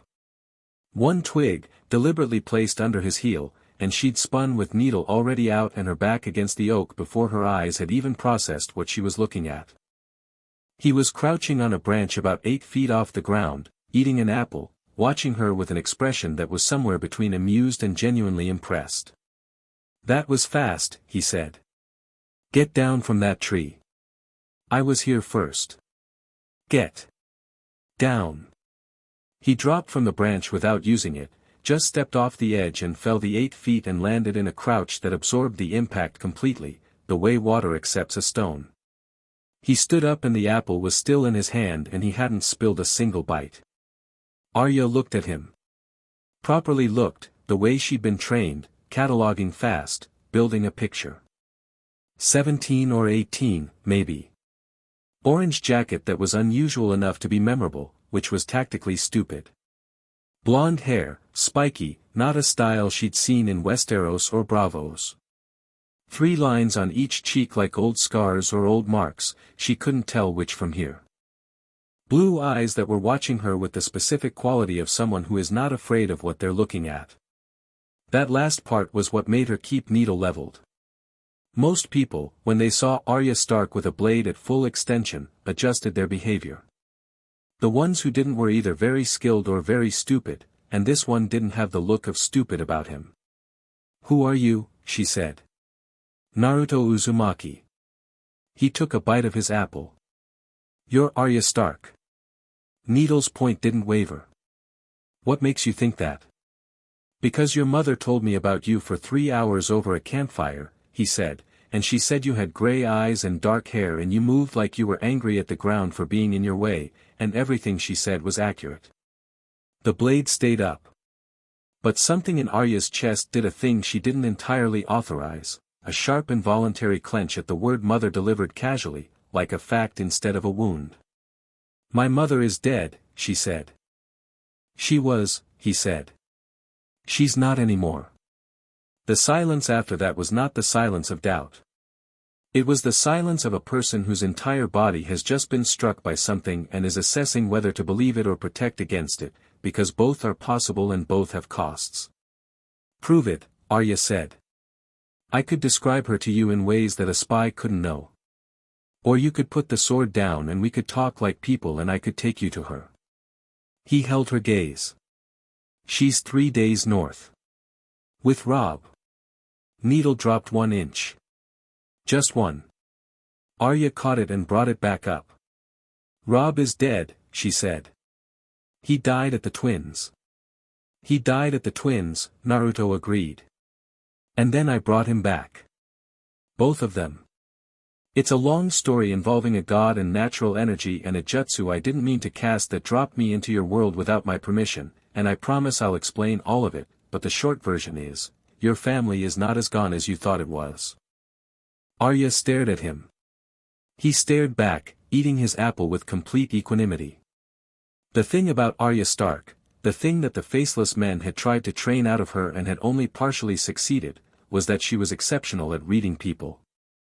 Not in the diplomatic, political way that Sansa was being trained toward, but in the raw, immediate, animal way of someone who'd had to survive alone in the worst places a young person could be placed and had learned that the difference between safety and danger lived in the texture of someone's attention. She'd learned it from Sirio Faro first, in the way a blade master teaches, look with your eyes, girl, not with your fear, and she'd refined it through years of necessity until it was less a skill and more a sense. She looked at Naruto Uzumaki with that sense. What she found was something she hadn't encountered before and couldn't entirely name. He wasn't performing. He wasn't managing her or manipulating her or waiting for her to lower her guard. He was just, there. Fully present in the way that very few people actually were, with nothing behind his eyes except exactly what he was showing, which was, a person eating an apple on a road in the Riverlands who had just told her something true and was waiting for her to catch up. She put needle away. "Where did you get the apple?" she said. He held it out. She took it without moving closer. He tossed it across the 6 feet between them, an easy underhand, and she caught it without looking away from him. "Farm 2 miles east," he said. "Abandoned. There's a whole orchard going to waste." She bit into it. It was good, crisp and cold and genuinely good, the way Winterfell apples had been in September. She hadn't had a good apple in longer than she wanted to think about. "Start from the beginning," she said. So he did. They walked while he talked. She didn't suggest it. He simply started moving north with the ease of someone who'd been walking all his life and expected her to come with him or not as she chose, and the absence of pressure was what made her fall into step. He talked the way she imagined someone would talk who had genuinely nothing to hide, directly, without the careful management of information that everyone in the Game of Thrones practiced as a matter of survival. He told her about the jutsu, about landing in the field, about the sparks. About R'hllor and the fire on the riverbank. About pressing his hands to her mother's chest and pushing life back in. He told her about her mother's face when she came back, and Arya stopped walking for a moment and then walked faster to cover it. He told her about Robb's wound. The scar. The first thing Robb had said. "Grey wind," Arya said. "Yeah. His dire wolf." She was quiet for a moment. "They killed Grey Wind too. At the twins." Naruto went quiet. "Can you?" She stopped. "I can't bring back animals," he said. He didn't apologize for it or dress it up. "I don't know why. The Lord of Light, R'hllor, he directed me to people with unfinished purpose." "Grey Wind had purpose," Arya said sharply. "I know." He met her eyes. "I'm sorry." She walked for a while without speaking. The Riverlands road was empty, mid-morning, autumn cold, the fields on either side brown and late season. It was the kind of landscape that had been beautiful before the war and was recovering, haltingly, now that the armies had moved on. "Nymeria," she said. "Your dire wolf. She's out there somewhere. I sent her away when I had to. In the Riverlands. She's been running with a wolf pack, I think." She paused. "I've been dreaming her." Naruto looked at her. "What do you mean?" She considered how much to say. In Bravos the Faceless Men had taught her that information was currency and you spent it carefully. But the thing that Naruto had done, the directness, the absence of agenda, was making her trading instincts feel small and reflexive and unnecessary. "I dream from her perspective sometimes," she said. "Running. Hunting. The pack around her, all those wolves." She shrugged, making it smaller than it was.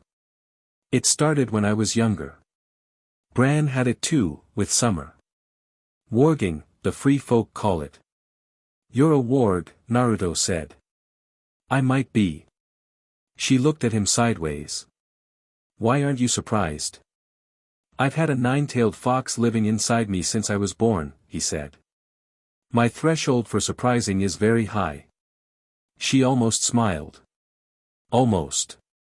They traveled until midday, at which point Naruto stopped at the edge of a stream and produced, from somewhere on his person, a situation that Arya found inexplicable. He seemed to have an entire meal's worth of food that had no visible housing. Dried meat, another apple, what appeared to be a very dense kind of biscuit that he described as soldier food from home. "It tastes terrible but it keeps you going." She ate the soldier food and agreed that it tasted terrible. It kept you going. "Tell me about Bravos," he said. "No." "Okay." He didn't press. She ate in silence for a moment. Then, because the not pressing had done the thing it always does when deployed correctly, "I was training with the Faceless Men. Assassins. I wanted to become one of them." "Wanted," he said. Past tense. He'd caught it. "It's complicated. It's always complicated. He looked at the stream. What did they teach you? How to change my face. She said it plainly, watching for the reaction. Not, she made a gesture. Not illusion. Actual change. They have ways. And how to fight from any position. How to be nobody. How to hear everything and be heard by nothing. Can you do it now? The face change. She shifted. It was a practiced motion, subtle, the loosening of something behind her own features, the way she'd learned to think about it. Her face changed. Not dramatically, she didn't have a specific target, so she let it slide toward an approximation of nondescript, the kind of face that rooms forget. Average height, average coloring, average everything. The kind of face that wasn't Arya Stark. Naruto looked at her for a long moment. That's terrifying, he said, and he meant it as a compliment. She let her own face back. It takes concentration to hold something specific. Nondescript is easier. She paused. What sage mode? He hadn't explained it yet. She'd been paying attention to the gaps in his account. He explained it. Natural energy, the living world, the orange eyes. The way it extended his senses and his physical capability. He was matter-of-fact about it, not modest, not showing off, just descriptive, the way you'd describe a tool you knew well. Show me, she said. He shifted into it without ceremony. The eyes changed, the irises going orange, the sclera going black, and the quality of him changed too, a settling, like something finding its full weight. The air around him didn't shimmer exactly, but there was a presence to him, a there-ness, that made the stream and the grass and the trees all seem slightly more vivid in his vicinity, as though his presence was clarifying the world around him. Arya looked at it with her trained attention. There was something in her that recognized it, not the technique itself but the quality of it. The same groundedness that Sirio Farrell had when he was fully in the water dance. The same thing that the very best of the faceless men had when they were fully present in a face that wasn't their own. That perfect occupancy of the body. She'd been working toward it her whole training life. What does it feel like? She asked. Like every living thing is speaking at once and you can hear all of it. He released it. Normal eyes. Normal presence. Takes a while to learn to filter. How long did it take you? I learned the basics in a week. He paused. From a frog. She did smile at that. It escaped before she could stop it. He grinned. He had a grin that did something to the atmosphere, it was the kind that operated on its own and didn't wait for permission. Not a regular frog, he said. A toad. Enormous. Ancient. Very judgmental about my chakra control. He paused. You'd have liked him. He was very direct. I like direct, she said. I know. He said it simply. They moved again after a few minutes, back to the road, heading north. The rhythm of travel was easy between them, she traveled alone long enough that another person's presence usually felt like a disruption, but Naruto moved with an economy that didn't impose. He didn't fill silence unnecessarily. He watched the landscape the way she watched it, with the peripheral attention of someone cataloging rather than sightseeing. The list, he said, about an hour into the afternoon. She went still. Just slightly. Your mother mentioned you have a list, he said. People you want to kill. People I'm going to kill, she said. Okay. He didn't argue the semantics. Who's on it? She told him. The names she still carried, Cersei, the Mountain, Island Pain, Marin Trant. She said them without emotion, the way she trained herself to say them, the way you recite a litany you've said so many times it's become something between habit and prayer. Naruto listened to each name without interruption. When she was done he was quiet for a moment. The mountain is dead, he said. I heard it from your brother's scouts. Killed in trial by combat. She processed this. Then he's off the list. Meryn Trant? Dead. I killed him in Bravos. A pause. He hurt someone who mattered to me. Naruto nodded slowly. He didn't ask for details, didn't perform shock or approval. Just accepted the fact and moved on with it, the way you move on with any new piece of information. She found this enormously, unexpectedly relieving. So what's left, he said. It wasn't a question. Cersei, she said. Island Payne. And Walder Frye. Walder Frye is the one who, yes. The word came out with something in it that was not the flat trained emptiness of the list recitation. Something alive and hot and 13 years old. She heard it herself and squared her jaw against it. Naruto didn't comment on the tone. He said, when the time comes for the list, I won't stop you. She looked at him sharply. I won't help you with it either, he said. Not because I think your reasons are wrong. Because I think you need to be the one who does it, and I'd only get in the way. He paused. But I won't stop you. She'd expected pushback. She'd braced for the speech, the one about being better than the darkness, about what killing for revenge does to a person. Septa Mordain would have given it. Her mother had started to give it, once, a long time ago. Even the faceless men, in their oblique way, had suggested that personal vendettas and the clean work of the many-faced god didn't mix well. Naruto Uzumaki gave her none of it. What he gave her instead was a consideration she hadn't been offered in a long time, the assumption that she was capable of making her own decisions. She didn't say thank you. But she walked a little closer to him for the rest of the afternoon. They made camp off the road as the light failed, in a hollow between two hills where a fire wouldn't be visible from the road. Arya set the camp with the efficient automaticity of years of practice, and Naruto built the fire, and they ate in companionable silence for a while. Then she said, "Show me something." "What kind of something?" "What you can do." "Not the sage mode." "Something else." "What do you have that I don't know about?" He looked at her across the fire for a moment. Then he held up one hand and created a single shadow clone beside him, and the clone looked at Arya with the same expression as the original, and Arya stared between them, cataloging the differences and finding none. "I can make hundreds of those," he said. "Each one is a full version of me. They can fight, think, make decisions. When they disperse, I get their memories." He paused. "It's useful for reconnaissance." "How far can they go?" "As far as I send them. As long as they survive." She looked at the clone. It waved at her. She looked back at Naruto. "And Kurama? The fox?" The orange-red shimmer came around his hands without him appearing to do much about it, Kurama's energy visible and warm. "He amplifies everything," Naruto said. "Speed, strength, healing. My wounds close fast already, with Kurama's help it's almost instant." "Almost. I can still be hurt. I can still be killed, probably, if someone was creative enough about it." He said this without particular concern, the way you'd note that fire was hot. "I just make it very inconvenient."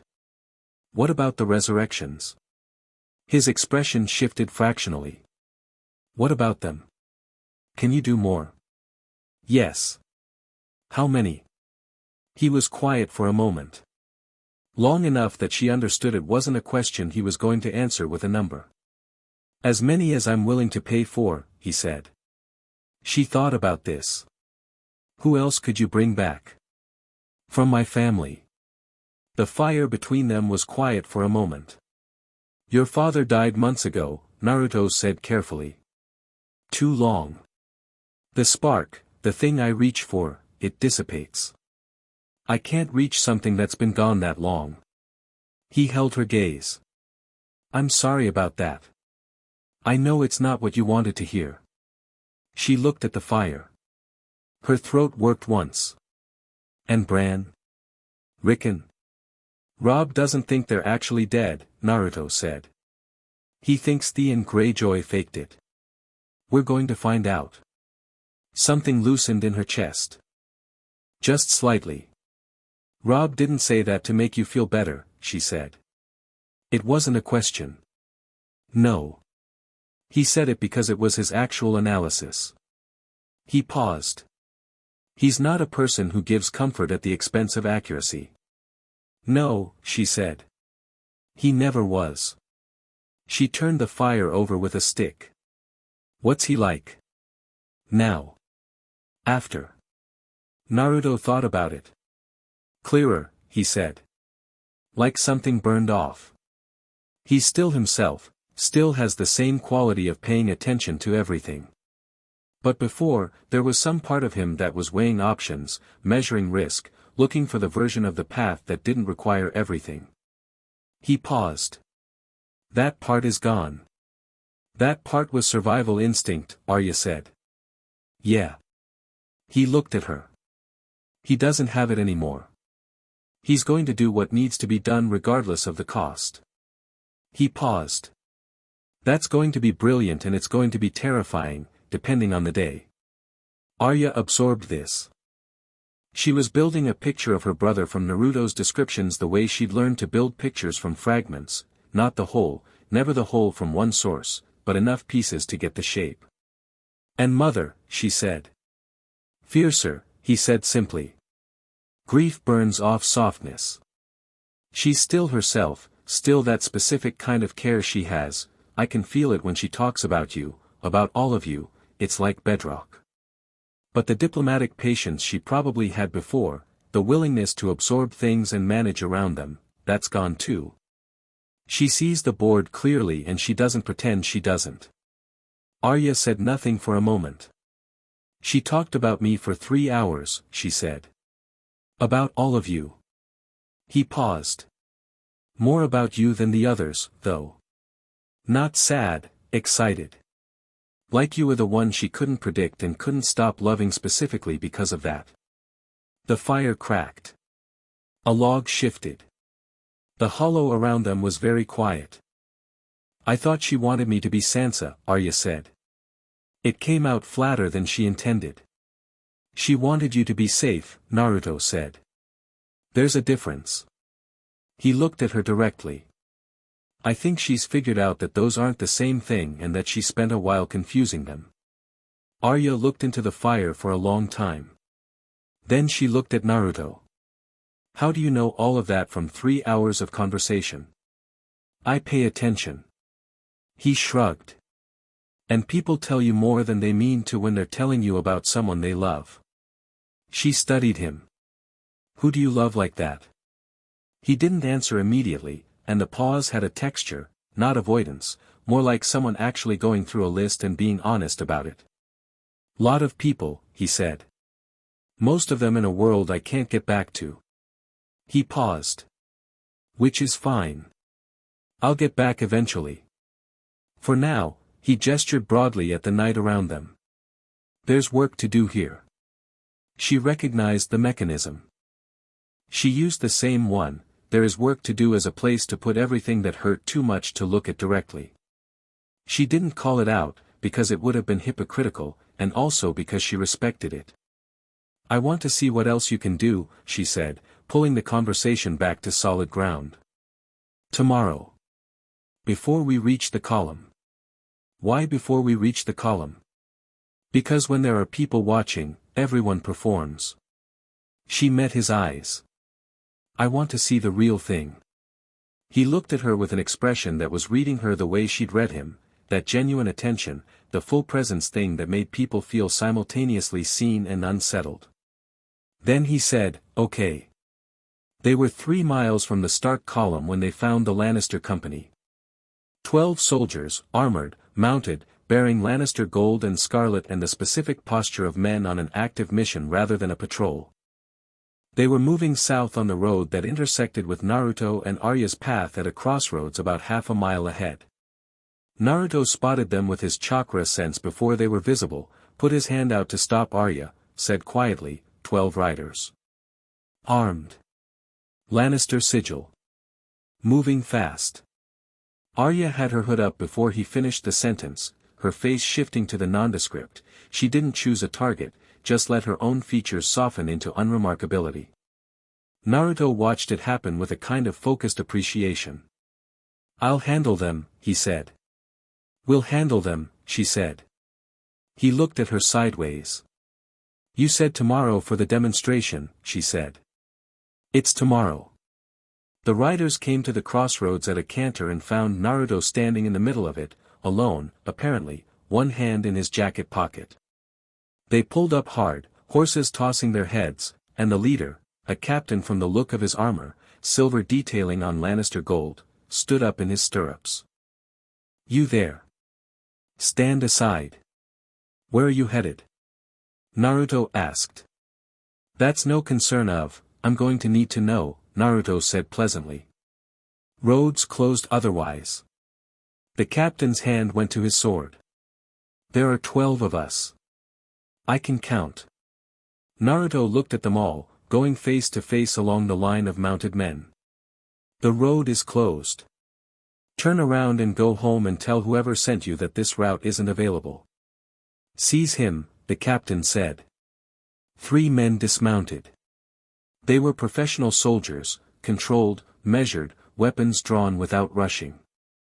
They came from 3 angles, which showed training. They assumed that 3 experienced fighters against 1 unarmed civilian was not a contest. The first man reached for Naruto's arm and found Naruto approximately 6 feet to his left, having moved between one eye blink and the next in a way that the eye refused to parse correctly. The second man swung and connected with nothing, his sword cutting through a space that had been occupied and wasn't anymore. The third man stopped. Naruto stood in the middle of them, hands in his pockets, looking at the captain with the same pleasantness. "The road is closed," he said again. From the tree line to the right of the crossroads, a figure that the riders hadn't seen or tracked slipped between 2 horses with the liquid efficiency of water finding gaps in stone. Arya Stark, wearing no one's face, relieved the nearest rider of his sword scabbard in the same motion as passing him, the buckle unclipped with 2 fingers and the whole thing transferred to her other hand. She came out the other side of the group and was standing next to Naruto at the crossroads with the scabbard sword before the rider realized it was missing. She held it up and looked at it. "Lannister steel," she said. "Heavy. Good balance, though." The riders stared. "Here's what's happening," Naruto said, addressing the captain directly. "You're going to turn around. All 12 of you. You're going to go back the way you came and you're going to take the southern road. You're not going to report this route as anything except closed, because you don't have information worth reporting. You encountered an obstacle and you rerouted. That's a reasonable soldier thing to do." The captain's face had moved through several emotional phases and was currently occupying something that was trying to be outrage but was losing to tactical assessment. 12 men against whatever this was, against a figure that moved too fast for the eye and a girl who'd ghosted through a mounted formation without a single horse reacting, was not favorable odds. "If we refuse," the captain said. "I'd rather you didn't," Naruto said. "I don't want to hurt anybody." He said it with complete honesty. "I genuinely don't. But I will inconvenience all 12 of you very thoroughly if I have to, and nobody wants that." Arya dropped the scabbard on the ground between them, a small act of deliberate message. "I took this and I'm giving it back because I don't need it, not because I couldn't keep it." The captain looked at the scabbard. Looked at Naruto. Looked at Arya, who had let her face shift back to her own because the performance was over and she didn't need the disguise anymore, just the look in her eyes which was sufficient. He turned his horse. The 12 riders went south. None of them looked back. Naruto watched them go. Then he looked at Arya. She was watching the riders too, needle back in its sheath, her arms loose at her sides. She was running a quiet internal assessment. He could see it in her expression, the evaluation of what she'd just seen, comparing it against categories she'd built up over years. "You actually don't like hurting people," she said. "Not surprise exactly. Something more specific." "No. But you'd do it.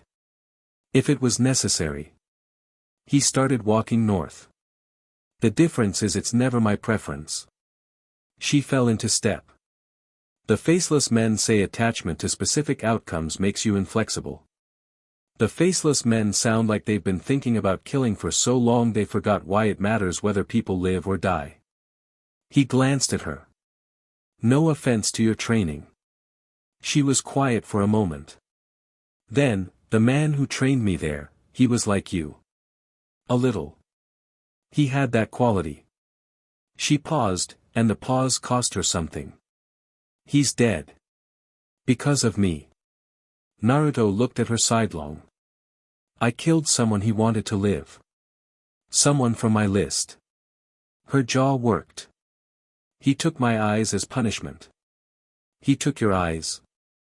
Temporarily. She said it with the flatness of someone who has decided the way to survive a memory is to strip it of drama. I got them back. Naruto was quiet for a long moment. He was clearly deciding something about what to do with that information. What he decided was, not to make it smaller than it was and not to make it bigger. How long? Long enough. She shrugged. I learned a lot without them. Sounds. Heartbeats. The way people breathe when they're lying. Can you still use those? Now that you have them back. Better than before. She looked at him. Your heartbeat doesn't change when you're being careful with what you tell me. Most people's does. He raised his eyebrows. So you know when you're not. You've been straightforward. A pause. That's unusual enough that I noticed it. He smiled. Not the grin, something quieter. You're going to be useful to have around. I know, she said. They reached the Stark column by mid-afternoon. Naruto had sent a shadow clone ahead with a message, so the sentries were expecting them, or expecting him, at least. The two soldiers on watch watched Arya approach with the neutral professional wariness they gave everything, and then one of them did a double take, and then they both went very still. Lady Arya, don't call me that, she said. They didn't. But one of them had already turned toward the camp, moving fast. By the time Arya and Naruto reached the center of camp, Catelyn was already there. She came through the camp at something between a walk and a run, the walk of a person who has decided that running would reveal too much but can't quite make themselves slow down. She was across the open ground before Arya had fully stopped moving, and then her hands were on Arya's face, both of them, holding her daughter's face the way you hold something you thought was gone. Arya held completely still. For exactly 3 seconds. Then she wrapped both arms around her mother and held on with the specific tightness of someone who has been not crying for a very long time and needs to do it now, right now, before the window closes. Her face was buried in Catelyn's shoulder and whatever sounds she made in the next 30 seconds were between her and her mother and the dirt under their feet. Naruto turned away and looked at something else. There were clouds coming from the northeast, gray and heavy, promising snow. Robb appeared at his shoulder. She looks, Robb started. Different, Naruto said. And the same. Both. Robb watched his mother and sister for a moment. His face did something private and then was still again. She's going to want to fight. She's going to fight whether anyone wants her to or not, Naruto said. Yes. He paused. Can she? Naruto looked at Arya Stark, currently in the process of extricating herself from her mother's arms with the self-consciousness of someone who has allowed too much vulnerability and is recalibrating. She was slight and dark and stood with the weight perfectly balanced between her feet in the specific stance of someone who has spent years training their body to be ready. Her eyes, when they lifted and found Robb, went through the same private processing that Robb's had. Watch her the next time someone needs watching, Naruto said. You'll answer your own question. Robb went to his sister. Their meeting was quieter than the reunion with Catelyn, less overtly emotional. They were too alike for that, both of them having learned to wear their feelings below the surface and communicate through other signals. Robb put his hand on her shoulder and she punched him in the arm, not gently, and he absorbed it and didn't move, and she punched him again harder, and he still didn't move, and something that had been wound tight in her unwound the tiniest amount.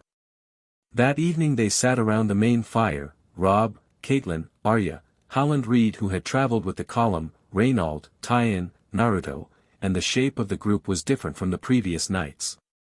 Fuller. Less provisional. Arya sat between Naruto and Robb and ate with the focused efficiency of someone who has been operating on irregular rations and isn't going to waste the abundance, and halfway through the meal she said, without looking up, "I want to be part of the plan." "You are part of the plan," Robb said. "I want to be part of the planning," she corrected. She looked up. "Not managed around. Not protected. In the room when the decisions are made." Catelyn said, "Arya, she should be in the room," Naruto said. Both women looked at him. He looked at Arya. "She can hear lies in heartbeats. We're going to be dealing with Northern Lords who may or may not have fully committed to the Boltons, and half of them will be saying one thing with their mouths and another with their pulse." He looked at Robb. "She's the best intelligence asset you have." Arya looked at him with an expression that was doing several things simultaneously, gratitude and surprise and something that was recalibrating what kind of person he was. "Done," Robb said. He said it without hesitation, which was the only way it would have worked. Catelyn was quiet. Then she looked at Arya and said, "You'll need to tell me everything. About the last 3 years. All of it. Not tonight, but soon." "All of it?" Arya said. "All of it," her mother said. Not a command. A request with open hands. Arya looked at the fire for a moment. "Okay," she said. It was smaller than her usual voice. More hers. After the camp quieted and people had gone to their bedrolls, Naruto sat alone with the fire and felt the residual warmth of Lawler and thought about the thing that had been building in him since the crossroads. Cersei Lannister's scouts had been moving with purpose. 2 groups in 3 days on this road specifically. Which meant either they were tracking the column, possible but unlikely, since the column hadn't been visible, or they were tracking something else. Something that had been reported to someone who was paying attention. Him. The whisker marks on his face. The thing that was impossible to disguise. He thought about that and what it meant. Someone in a high place had heard about a figure with marks on his face who moved incorrectly for a human being and had been specifically dispatching scouts to find him. Not to report him. To find him. Cersei's thinking ahead, Kurama observed. "She's smart," Naruto said. "Her scouts weren't trying to take me. They were trying to locate me. She's building intelligence on something she doesn't understand yet."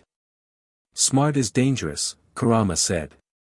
"All the best opponents are," Naruto said, and found he wasn't as worried about it as he probably should have been, which either meant he was right to be confident or wrong to be casual, and he was going to bet on the former because it had worked out that way before. Arya appeared beside the fire without sound, which was impressive even knowing what she could do. She sat down across from him with her knees up and her arms around them, looking into the flames. "Can't sleep?" he asked. "I don't sleep much." She looked at the fire. "The faceless men trained me to manage with less. 4 hours, usually." "Same." He paused. "Different reasons. I had a lot of nightmares when I was young. Learned to work with the short windows."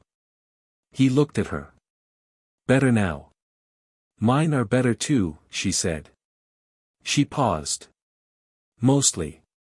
The fire burned between them. Somewhere in the dark a nightbird called once and went quiet. "Thank you," Arya said. It came out like it had cost her something and she wanted to pay the cost without making a fuss about it. "For what specifically?" "For not explaining to me what I am." She didn't look at him. "Everyone explains me to myself. What I've become. What I should be instead. What I lost that I'm not grieving correctly." She was quiet for a moment. "You just," she made a short gesture. "Accepted it." "You're Arya Stark," he said. "That covers a lot of ground." I don't need to explain that to you. She looked at him then. He met her eyes and held them, not performing anything, just present. Cersei has people looking for you, she said. I heard you thinking about it earlier. You get a particular kind of quiet. He raised his eyebrows. You read my silences now. I read everyone's silences. She turned back to the fire. She'll send something more than scouts next time. I know. He stretched. Good. I'd rather deal with it directly than dodge it. You want her to send something big. I want to demonstrate early that whatever she sends, it's not going to be enough. He looked at the fire. The fastest way to end a conflict is to make the early engagements so clearly one-sided that the other side recalculates their options. He paused. Or doesn't, and then we just keep going. Arya was quiet for a moment. You're not afraid of her. No. Everyone in Westeros is afraid of her. Westeros hasn't met me yet. He said it without bravado, just the flat factual certainty of someone taking an accurate inventory.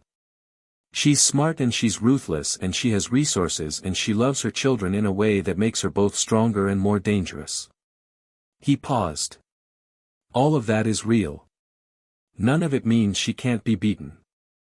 Arya looked at the fire for a long moment. Then she said, in a voice that was very quiet and very 13 years old under all the training, do you think we're going to win? He looked at her. She deserved an honest answer, not a comforting one.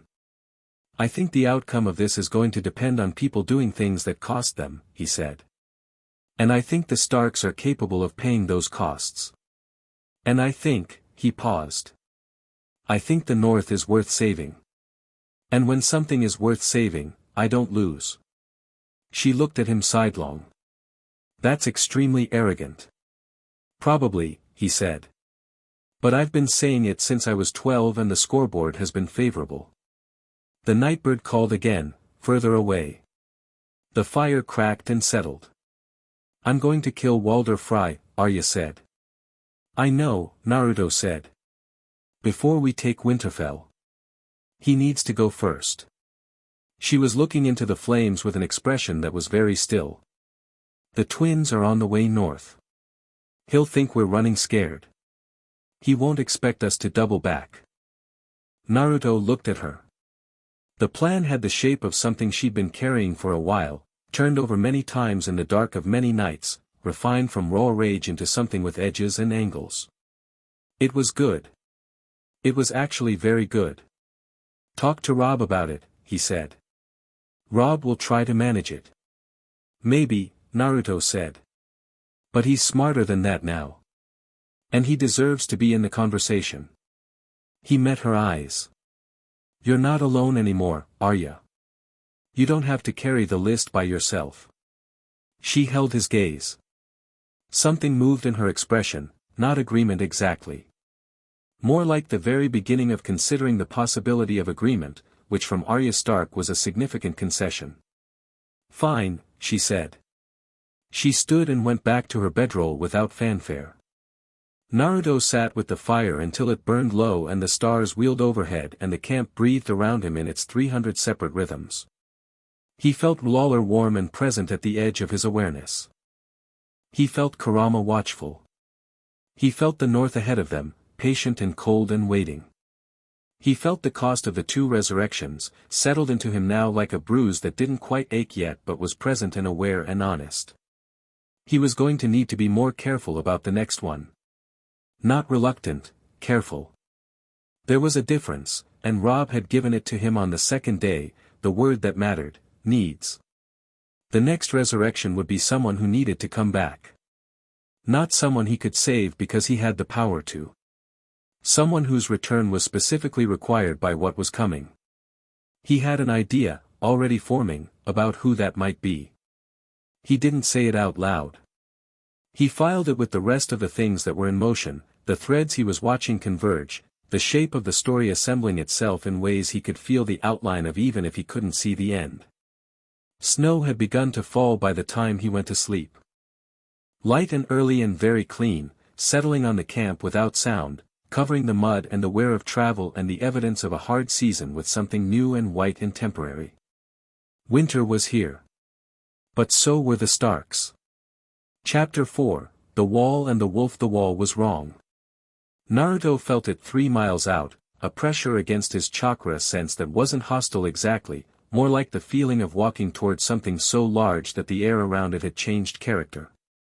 700 feet of ice, ancient beyond the measurement of any civilization he'd encountered, sitting on the landscape with the specific gravity of something that had been there before the world developed opinions about it. But the wrongness wasn't the wall itself. The wrongness was what was behind it.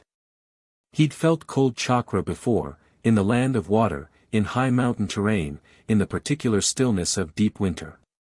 This was not that. This was cold that had intention.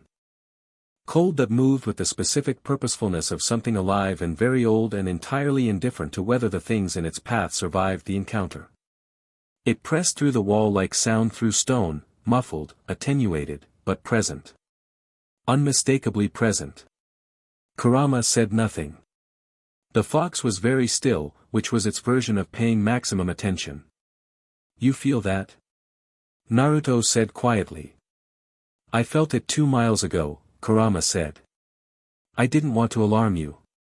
Since when do you not want to alarm me? Since I realized that what's on the other side of that wall makes the 10 tails look like a mild inconvenience, Kurama said, and that, from a 9-tailed demon fox who had literally been part of a weapon designed to destroy the world, recalibrated Naruto's threat assessment considerably. He didn't slow down. The column had made it to Castle Black in 9 days of hard travel from Greywater Watch, moving through the deep north with the specific efficiency of people who knew the terrain and the weather and the ways through both. Robb had been right about the northern lords. 3 had joined the column on the march north, their banners coming out of the grey landscape with the tentative quality of things that had been put away and were being reconsidered.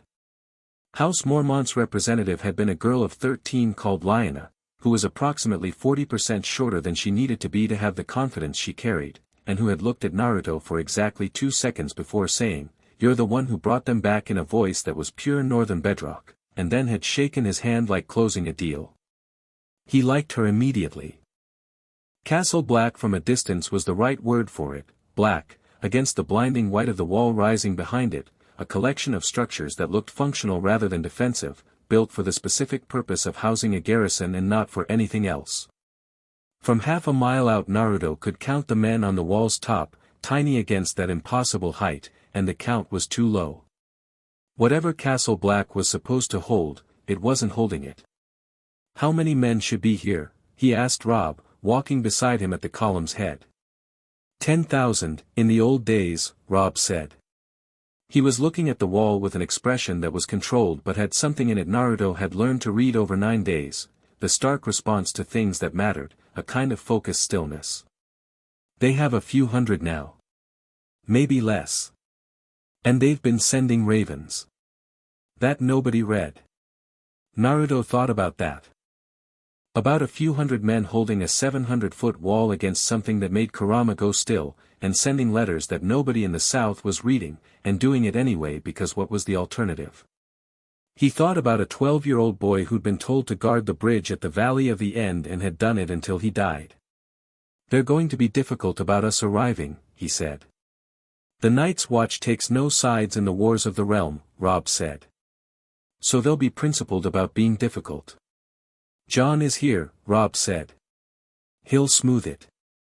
This was the first time Robb had said Jon Snow's name to Naruto directly. He'd mentioned him in passing, my brother at the wall, bastard born, worth 10 of most men, but he'd been careful with the name, the way you're careful with things that matter, keeping them in the pocket instead of in the hand. Naruto had a picture of Jon Snow assembled from second-hand sources, Robb's respect, which was unqualified and therefore significant. Catelyn's complicated silence on the subject, which told its own story. Arya's Jon taught me to fight with my left hand, delivered with the matter-of-fact love of a sibling relationship that had survived everything that complicated it. Howland reads he has his father in him and more besides, said quietly. He was curious to see if the picture matched. The gates of Castle Black opened before they reached them, which meant the sentries on the wall had seen the Stark banners and someone had made a decision.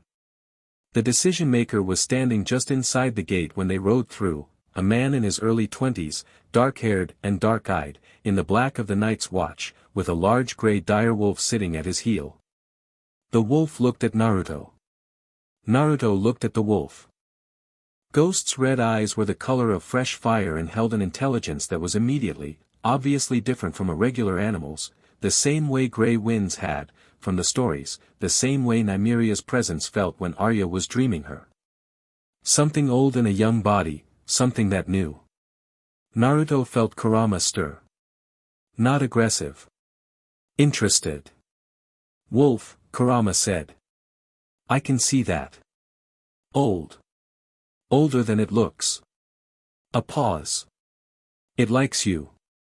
It's looking at me like it's deciding something. That's what liking looks like in something that old, Kurama said. Ghost stood and walked to Naruto and pressed his enormous head against Naruto's hand, which was not a thing direwolves apparently did with strangers, because every Night's Watchman in the vicinity reacted with a sharp collective intake of breath. Naruto scratched the wolf behind the ears without ceremony, the way you scratch any dog, and Ghost's eyes closed briefly. Then Jon Snow was there and his eyes were on Robb, and the greeting between the brothers was not what Naruto had expected. He'd been expecting the emotional reunion, the kind he'd observed with Arya and Catelyn, with Robb and his men. What he got instead was two people looking at each other across a short distance and something passing between them that didn't need words or gesture. Two people who had known each other completely in a world that had tried to define them by their differences, finding each other intact on the other side of everything that had happened. Jon's jaw worked once. Robb's eyes were too bright for a man who'd been dead and come back and had several days to process it. Then they moved toward each other and the hug was brief and hard and said everything. Catelyn stood 20 feet back and watched her son embrace his father's bastard son, and Naruto, who was watching Catelyn, saw her face do something that caused her, a reckoning performed in real time, the recognition that whatever she'd felt about Jon Snow before was a smaller and less important thing than what she was looking at now. She didn't move forward. But she didn't look away either, and the expression that replaced the complicated one was cleaner. Arya had no complicated feelings about Jon Snow. She walked straight through the space between them and hit him the way she'd hit Robb, and Jon caught her and lifted her off the ground completely, and she allowed this for exactly the time it took to realize she was allowing it, and then she was back on her feet and punching him in the shoulder. "You're taller," she said. "You're not," he said. She punched him again. Jon Snow, meeting Naruto formally 10 minutes later in the courtyard with Ghost still occasionally pressing against Naruto's leg, was exactly what Robb's descriptions had prepared Naruto for and still somehow more. There was a quality to Jon that was difficult to name on first contact, something beneath the surface that wasn't visible but was present the way the wall was present, felt before it was seen. He'd clearly been through things. The Night's Watch had put its mark on him in the specific way that responsibility and loss mark young people who were already carrying more than their share. He looked at Naruto with eyes that were gray and direct and doing the same calibration that Robb's had done on the first night, only faster. He'd had more practice with the unexpected, the wall taught that. "Robb told me what you did," Jon said. "For them." "Robb told me what you've been doing here," Naruto said. "Holding the wall with a few hundred men." Jon's jaw set slightly. "We manage." "I know you do." He held Jon's gaze. "I'm not here to take anything over. I'm here to help with whatever needs helping." He paused. "Ghost already approved me, for what that's worth." Jon looked at his direwolf, who was sitting against Naruto's leg with the air of an animal that has made a decision and is done with the conversation. Something in Jon's expression relaxed a fraction, the specific shift of someone who trusts a particular form of judgment and has received a favorable verdict. "Come inside," Jon said. "You need to see what we're dealing with." What they were dealing with was in the map room of Castle Black, laid out on a table in the form of reports, stacked, organized, cross-referenced with a care that suggested someone had been doing this for a long time with the specific intensity of someone who knows they're being ignored and is building the record anyway. Incident reports from Rangers. Accounts from free folk who'd come over the wall in the last year. A rough map with markings that showed the movement of something southward. Jon went through it without preamble. He didn't perform the briefing, he just talked, the way Robb talked, with the directness of someone who had more important things to do than manage anyone's reaction to the information. The Night King was moving. The army of the dead was not a metaphor or a legend or a story told to frighten children, it was a force, catalogued and observed, that had grown from the initial sightings 3 years ago into something that occupied most of the territory north of the wall. The whites were the visible part. The White Walkers, the others, were the command structure, ancient and intelligent and motivated by something that the surviving witnesses could not articulate except as wrong in a way that goes beyond cold and death and reaches the part of you that knows when something is against nature. How many? Robb asked. We don't know, Jon said. The numbers we have are months old. The whites include everything that's died north of the wall for a very long time. He paused. Everyone they kill becomes part of the army. The room was quiet. So the longer it takes to deal with them, Arya said, the bigger they get. Yes, Jon said. Naruto was looking at the map. Specifically at the topography north of the wall, the ways through the mountain passes, the geography of the approach. He was also listening to his chakra sense, which had been extended northward since they'd arrived and was finding things that his analytical mind was still integrating. I can feel them, he said. The room looked at him. Through the wall. Not specifically, it's like. He reached for an analogy. Like standing next to a fire and feeling its heat. The heat tells you the fire is there and something about its size. I can feel a cold like that. Something vast and moving and alive in the way that glaciers are alive, slow and enormous and indifferent to what's in their path. Can you feel the Night King specifically? Howland Reed asked from his position at the table's edge. Reed had come with them, he'd been traveling since Greywater Watch, quiet and purposeful, with the quality of someone who had been waiting a long time for this particular confluence of events. Naruto thought about it. Extended his sense carefully northward through the wall, past the cold pressure of the whites, deeper into the mass of it, looking for the node. The organizing principle. The thing that was driving the rest of it. He found it. It was not what he'd expected. It was cold, obviously, cold in the same bone-deep intentional way as the army around it, the same wrongness Kurama had noted. But it was also aware. Not in the way that a human general is aware of their battlefield. In the way that a mountain is aware of the weather, not thinking about it but being inside it and part of it and having been there before the weather and expecting to be there after. An ancient awareness. Something that had been doing this for a very long time and had the patience of geological process. He pulled his sense back. I found him, he said. Everyone looked at him. He knows I'm here too, Naruto said. He was fairly certain about this. The awareness on the other side of the wall had changed quality in the moment Naruto reached it, had oriented, slightly, the way a sleeping thing orients toward a sound. He can feel me back. He paused. That's interesting. Interesting, Jon said flatly. They've never reacted to anything before. Jon's second, a hard-faced man named Alistair Thorne who had been hostile since their arrival and was managing it with decreasing success, said. Not to the wall's magic.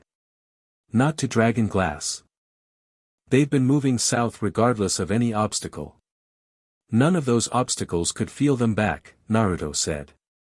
He looked at Jon. I think R'hllr's fire is something they recognize. The opposite of what they are. He paused.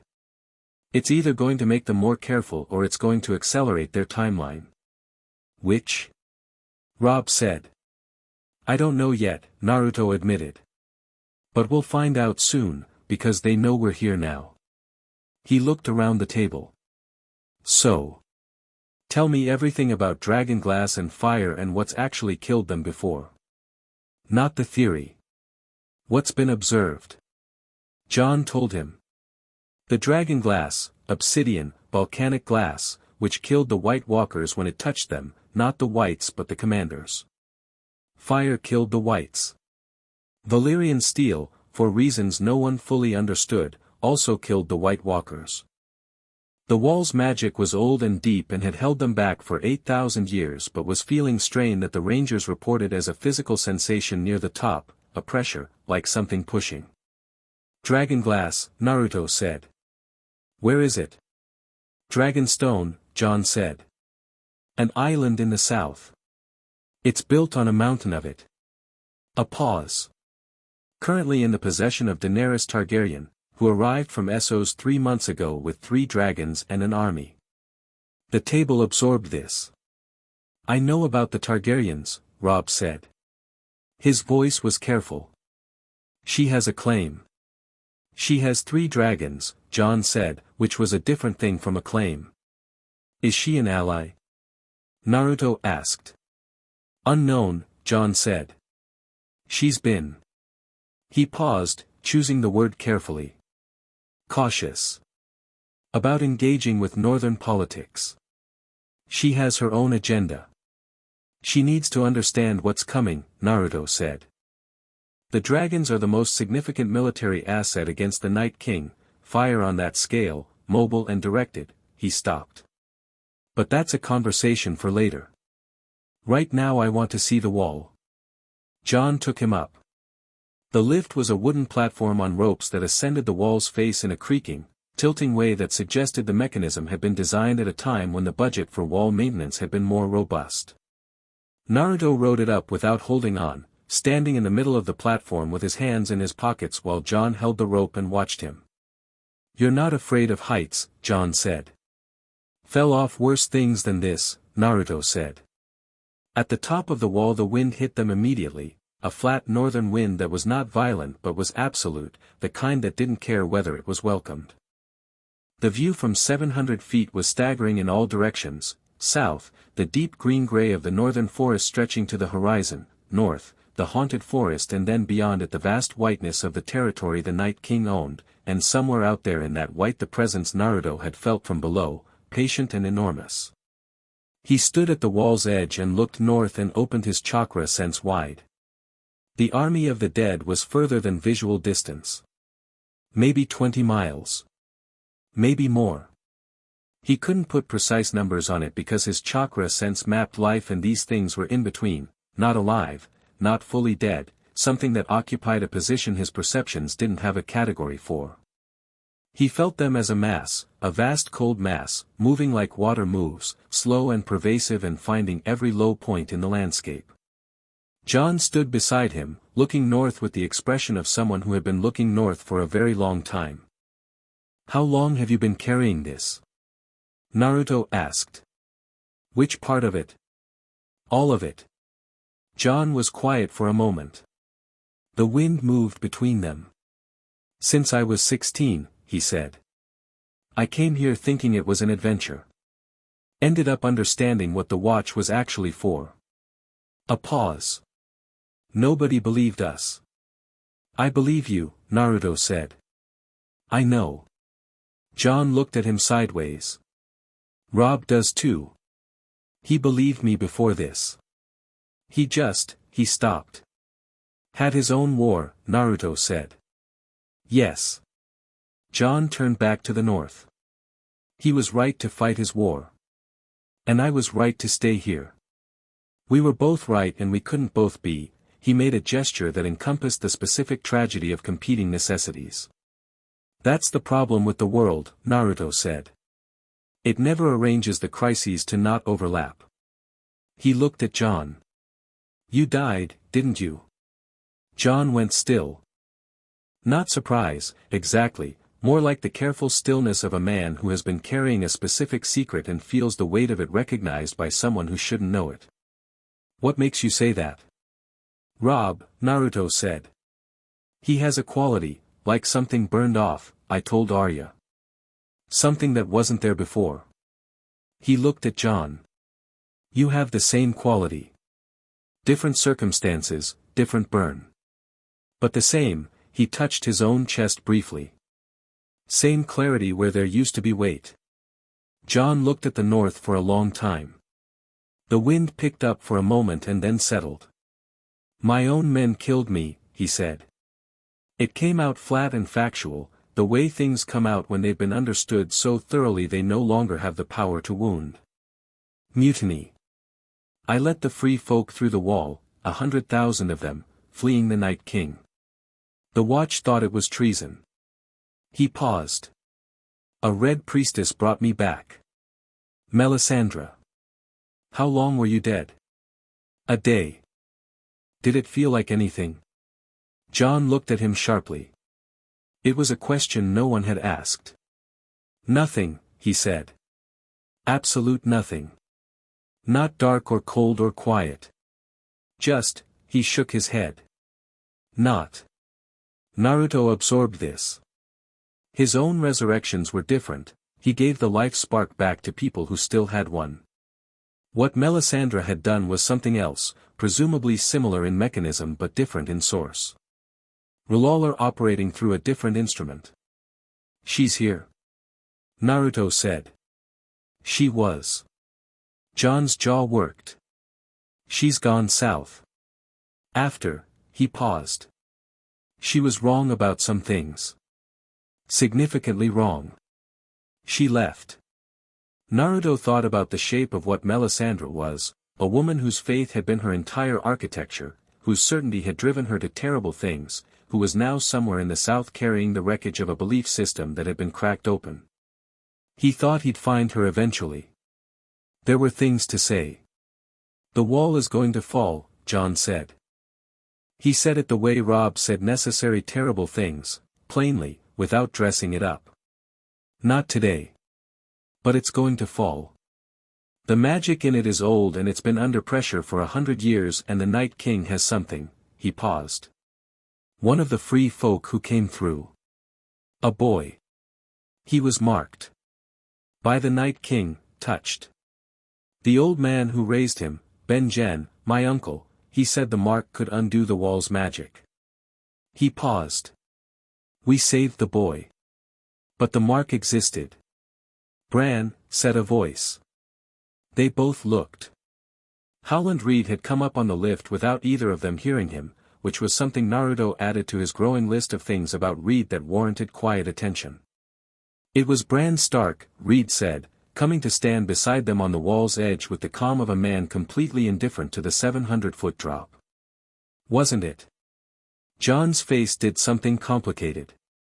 Yes. Reed said, is he alive? The last I heard. He went north of the wall, toward the three-eyed raven. Before the Night King's advance. He paused. We don't know where he is now. Naruto looked at Reed. Reed met his look with those dark quiet eyes, and what was in them was the specific quality of someone who knows more than they're saying and is choosing the moment. You know something, Naruto said. I know several things, Reed said. About Bran. About the three-eyed raven. About the mark. He paused. About Jon's father. Jon went very still. Howland, he said, and it was barely a word. Now, Reed said quietly, seems like the appropriate time. Given what's coming. He looked at Jon. Your father wasn't Ned Stark. Your mother was Lyanna Stark. Your father was Rhaegar Targaryen. He paused. You are Aegon Targaryen. The legitimate heir to the Iron Throne. The wall's wind moved through the pause. Naruto looked at Jon Snow, at the way the information hit him and what it did on the way through. Not disbelief. Something more like a door opening in a wall that had been load-bearing. The bastard construct, the thing Jon had built his entire identity around, accommodating and then transcending, falling away to reveal something underneath it that didn't have a simpler name. Does Robb know? Jon said. Robb doesn't know, Reed said. He should.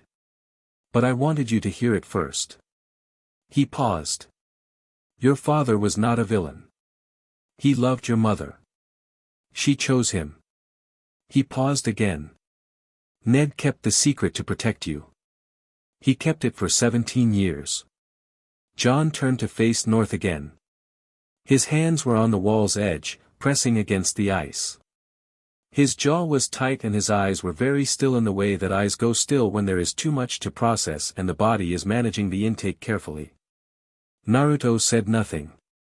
This was not his moment to speak. This was Jon Snow's moment to be inside the largest thing that had ever happened to his understanding of himself, and the correct response from Naruto was to be present and to not require anything. After a long time Jon said, "It doesn't change why I'm here." "No," Reed said. "It doesn't. The Night King doesn't care about blood claims." "No," Naruto said. "He doesn't." Jon looked at him. "Does it matter to you what I am?" Naruto thought about it honestly, because Jon deserved honesty. "What you are is a man who's been holding this wall with not enough people for too long," he said. "And a man that Ghost approves of. Those are the things that matter to me right now." He paused. "The other thing," he gestured north. "Figure out the other thing after." Jon held his gaze for a moment. Then something in him settled, not resolved but placed, filed in the right location for later consideration. He nodded once. They came down the wall. The white attack came 3 hours after dark. Nobody announced it and nobody expected it to be this soon. Naruto had assumed the Night King needed time to process his response to what he'd felt from the south. He'd underestimated the speed with which the ancient cold moved when it decided to move. He was at dinner in Castle Black's Great Hall, actual food, hot food, the Night's Watch had enough for a night even if they were running low on longer-term supplies, when his chakra sense spiked. He was out of his seat before the alarm horn sounded. 1 blast. Then 2. Then 3, which was the signal that told the Night's Watch what was already unfolding, not raiders, not wildlings, something else. The courtyard of Castle Black was organized chaos by the time Naruto hit it running. Night's Watchmen pouring out of buildings, torches going up on the wall, the specific focused noise of a garrison that had drilled for this and was putting the drills into practice with the grim efficiency of people who have moved past fear into function. Jon Snow was already in the courtyard with Ghost at his heel, sword out, issuing orders with the compact clarity of a man who had done this before. His voice had a quality that cut through the noise without competing with it, not loud, just precise, each word landing where it was aimed. "East Gate," he said, seeing Naruto. "They're at the tunnel." The tunnel through the wall's base was the vulnerable point, a passage of ice and stone that the magic protected but that a sufficient force could press. Naruto was at the East Gate before Jon finished the sentence. What was at the tunnel was not sufficient force in any military sense. It was a probe, 8 whites, moving against the gate with the patient mechanical purpose of things that had no concept of self-preservation, no fear of harm, no calculation of odds. They were dead men and dead women and one that had been something else before, something very large, wearing the blue eyes that meant the Night King's animation. They pushed against the gate. Naruto looked at the gate for exactly 1 second. Then he looked at the 30 Night's Watchmen forming up behind him, weapons ready, faces controlled. "Torches," he said. "Stay back. I'll show you the range." He called on Lawler's fire. It came differently here than it had on the riverbank, faster, more ready, as though the proximity to the Night King had sharpened the contrast and Lawler was responding in kind. The fire wrapped around both his hands and Naruto pushed it outward in a controlled pulse, not a blaze, just enough to demonstrate, a line of flame that crossed the courtyard and hit the gate at the same moment the whites pushed it open. 3 whites walked through the gate and into the fire. They burned. Not the way wood burns, the way things burn when what's animating them is specifically opposed to fire, violently and completely, the animation unraveling and the bodies going down in seconds rather than the drawn-out process the Night's Watch had observed with regular torch fire. The remaining 5 pushed through anyway. Whites didn't recalculate. Sage mode. The world opened up and Naruto was inside it, every heartbeat of every living person in Castle Black a distinct presence, the cold non-presence of the whites sharp against that living backdrop, their positions and their movement and the mechanical predictability of their pattern all available simultaneously. He moved. He moved the way he moved in Sage mode, which was to say very fast and with the precision of someone who had the entire spatial map of his environment available in real time. The first white he went through rather than around, a shoulder check that sent it into the wall of the gatehouse at a velocity that was considerably beyond what was physically warranted, the stone cracking on impact. The second caught a fire-wrapped fist that lit it from the inside. The third and fourth he handled with a pair of Rasengan that he kept at reduced scale, enough to disrupt the animation, not enough to take the gatehouse apart. The fifth burned from Lawler's fire before it got within 10 feet of the nearest watchman. 12 seconds, start to finish. The courtyard was completely still. 30 Night's watchmen looked at the 5 collapsed whites and then at Naruto, who was standing in the middle of the gatehouse tunnel in Sage mode with both hands on fire, and the silence had a quality he recognized, the specific quality of a group of people recalibrating their understanding of what was possible. He released Sage mode. The fire went out. He turned. Jon Snow was standing at the courtyard entrance, Ghost beside him, having arrived in time to see the last 4 seconds of it.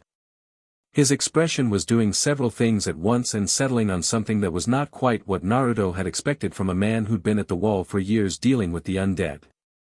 What it settled on was relief. Not tactical relief, though that was there too.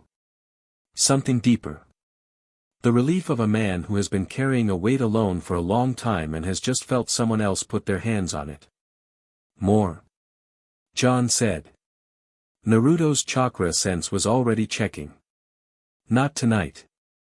This was the Night King making a point. He looked north. Testing. Testing what? Whether what he felt from me was real. He pulled his sense back. He knows now. The watchmen were moving to clear the whites from the gatehouse, burning them completely, as procedure required. Naruto watched them work and thought about the Night King's intention. It hadn't been an assault. The numbers were too small. It was exactly what he'd said, a probe, sent to confirm intelligence, to answer the question of whether the new warmth in the south was as significant as it felt from across the wall. And now the Night King had his answer. Jon said, "What did you feel from him when you reached out earlier?" On the wall. Naruto thought about it. Intelligence, he said. Ancient patience. The kind you get from something that's been doing the same thing for a very long time and is very good at it. He paused. And something else. Something that took me a while to identify. He looked at Jon. Purpose. Purpose, Jon said. He's not doing this for nothing. There's a reason the Night King exists and a reason he's moving. I don't know what the reason is yet, but it's there. Naruto looked north at the wall's base. The things that scare me aren't the ones who are just violent. They're the ones who have a reason. They stood in the cold under the stars for a moment. He was a man, Reed said from behind them. Both Naruto and Jon turned. The Crannogman had appeared again with his characteristic absolute silence. The Night King. He was a first man. The children of the forest created him, pressed a shard of dragonglass into his heart, to fight the first men. He paused. They made a weapon and the weapon exceeded them.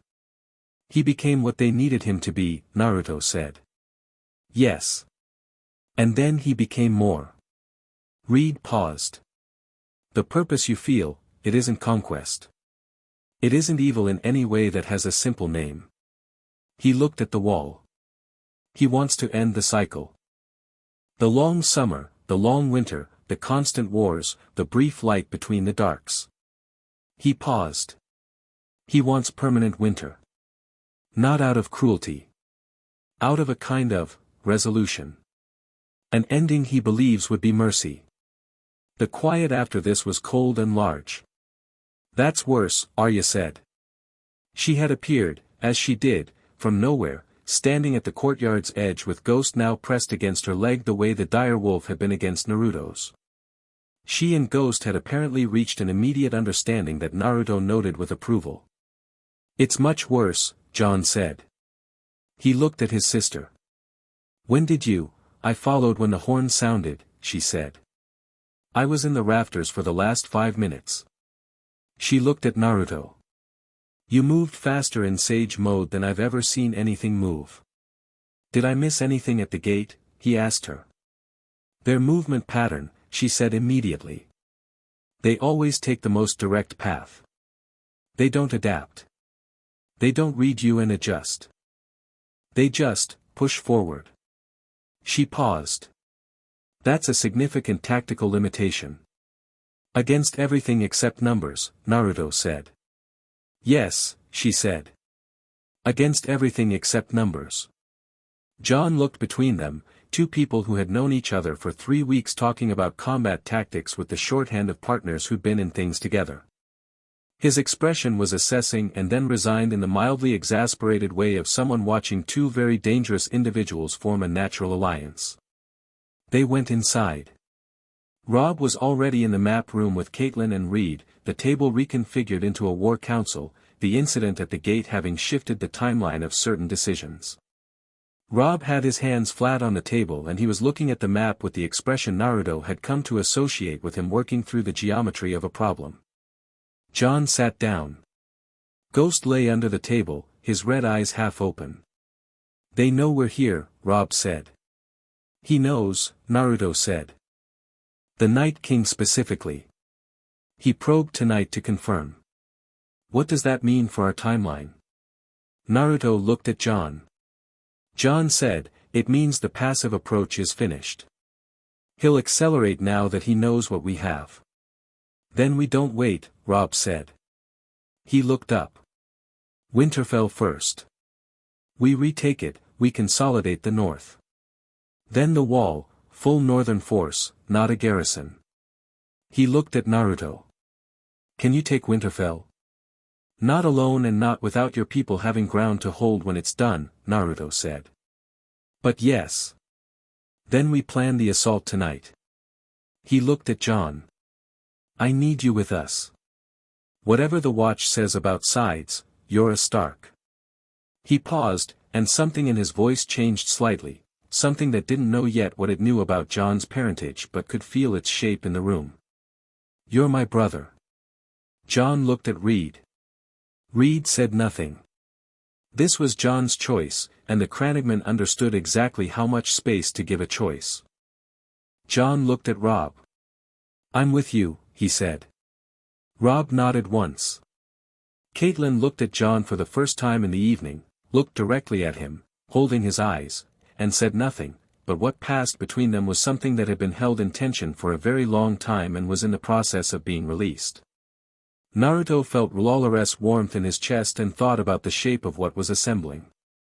A resurrected king and his mother. A bastard with a secret that would change everything. A girl who was more actions request aborted. Write the next chapter now. Chapter 5, The Red Woman's Crisis. Melisandre had been walking south for 3 weeks when Lawler showed her Naruto Uzumaki in the flames. She was in a village in somewhere in the Riverlands, a small place, forgettable, the kind that didn't ask questions about traveling women with red hair and foreign accents because the war had produced enough strange travelers that novelty had worn out its welcome. She'd been burning a fire in her room every night since leaving Castle Black, not for warmth but for the ritual of it, the discipline of looking even when the looking produced nothing.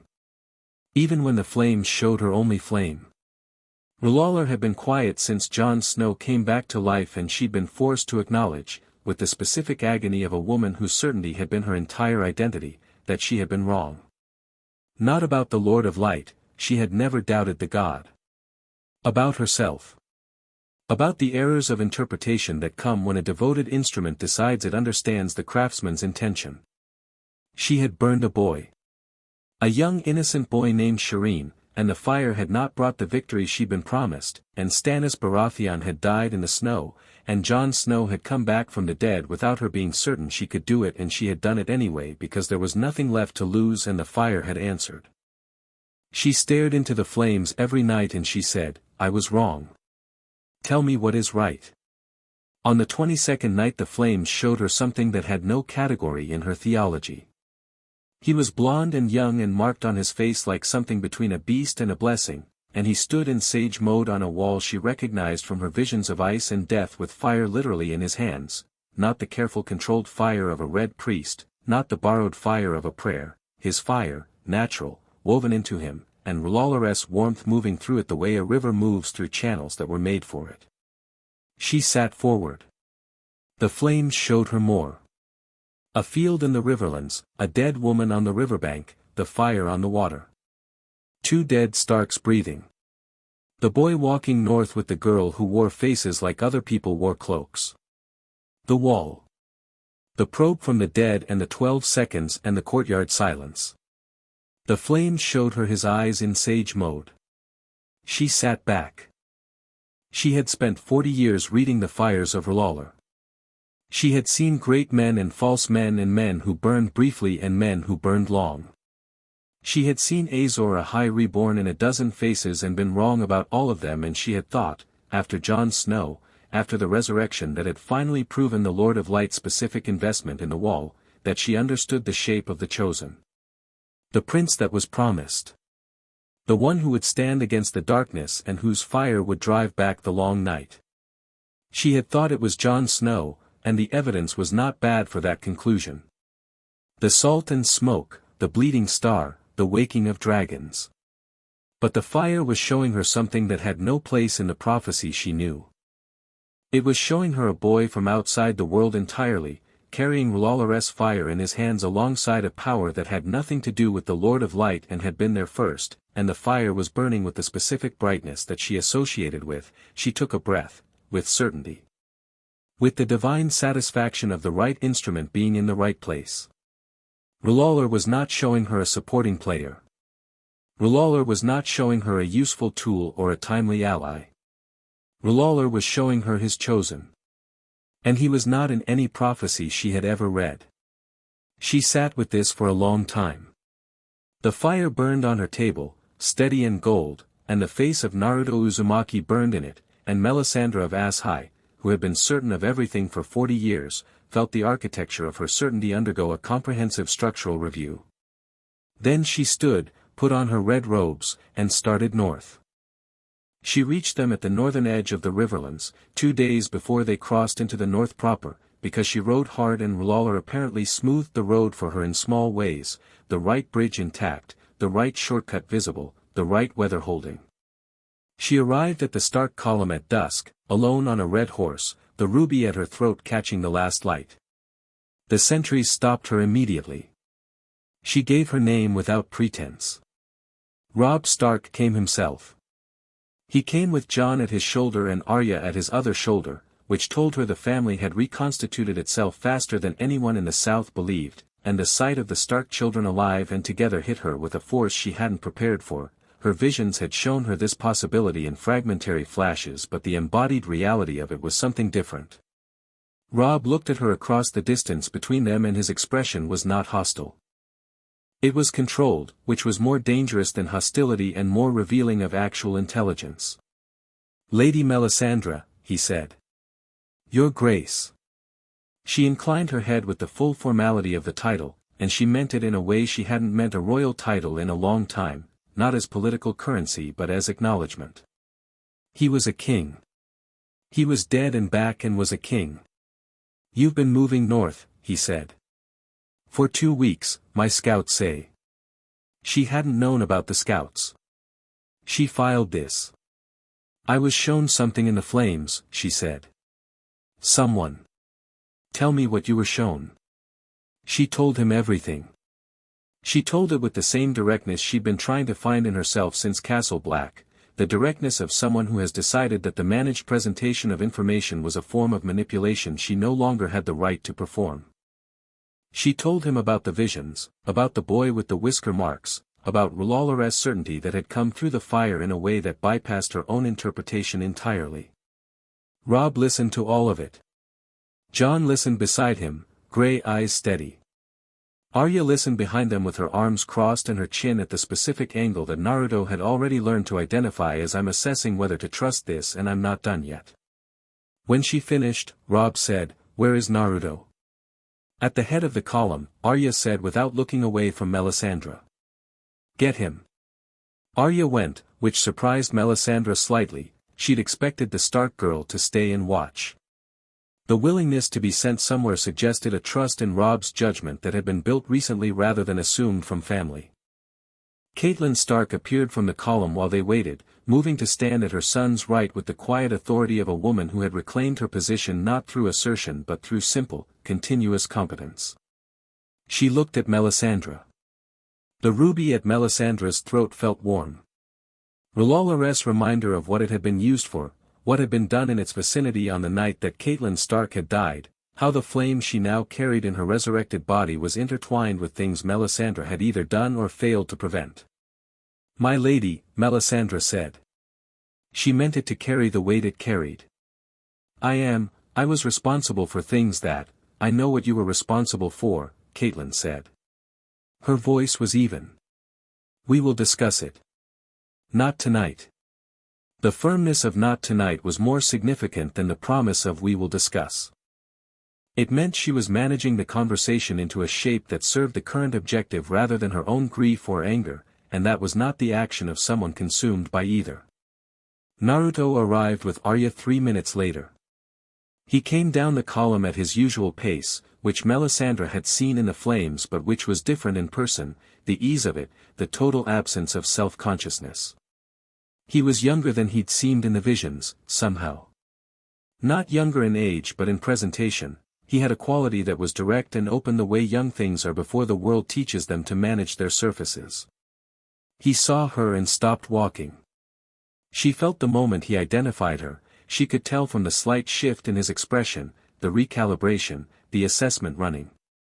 She'd been seen before by perceptive people but not like this, not with this quality of full presence turned outward.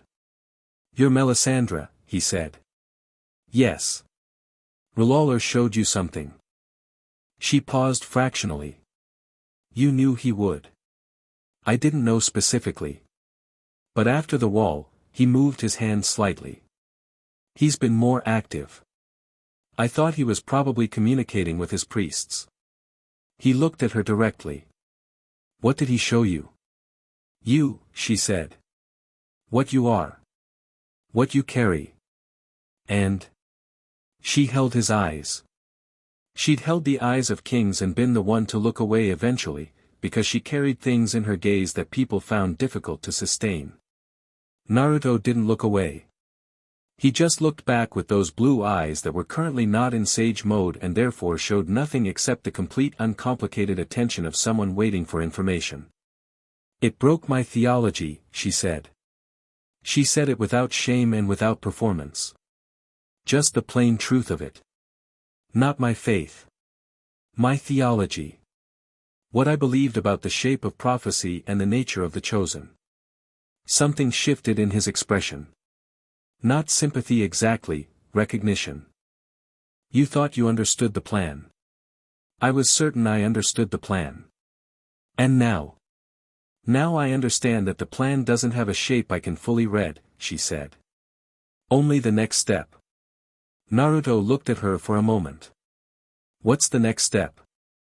"I believe it involves Cersei Lannister," she said. "The fires have been showing me King's Landing for 2 nights. Something is moving there."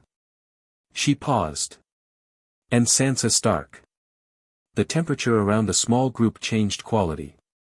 Catelyn said, "What about Sansa?" "She is in danger," Melisandre said.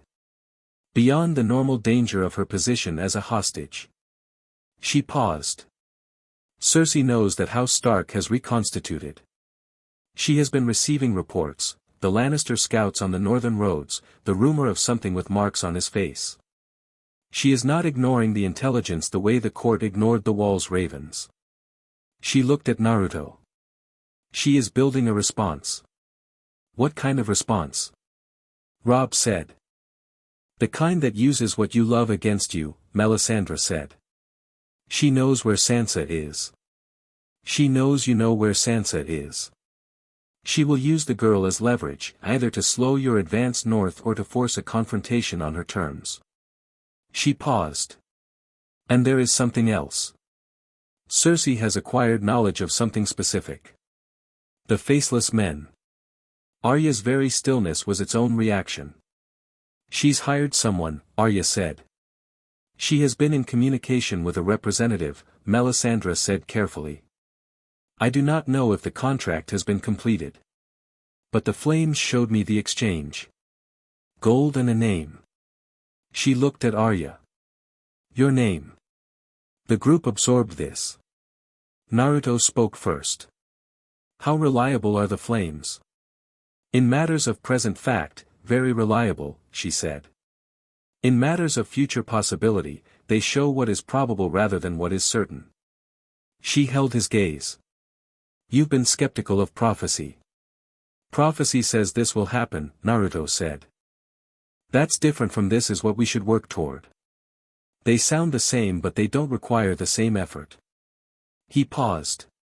What's the actual current threat level for Sansa? High, Melisandre said without qualification. Cersei is afraid. The things that Cersei does when she is afraid, she paused. They are not measured. She's afraid of me, Naruto said. She's afraid of what you represent, Melisandre said. A power she cannot buy or threaten or politically outmaneuver. She has been queen in all but name for decades.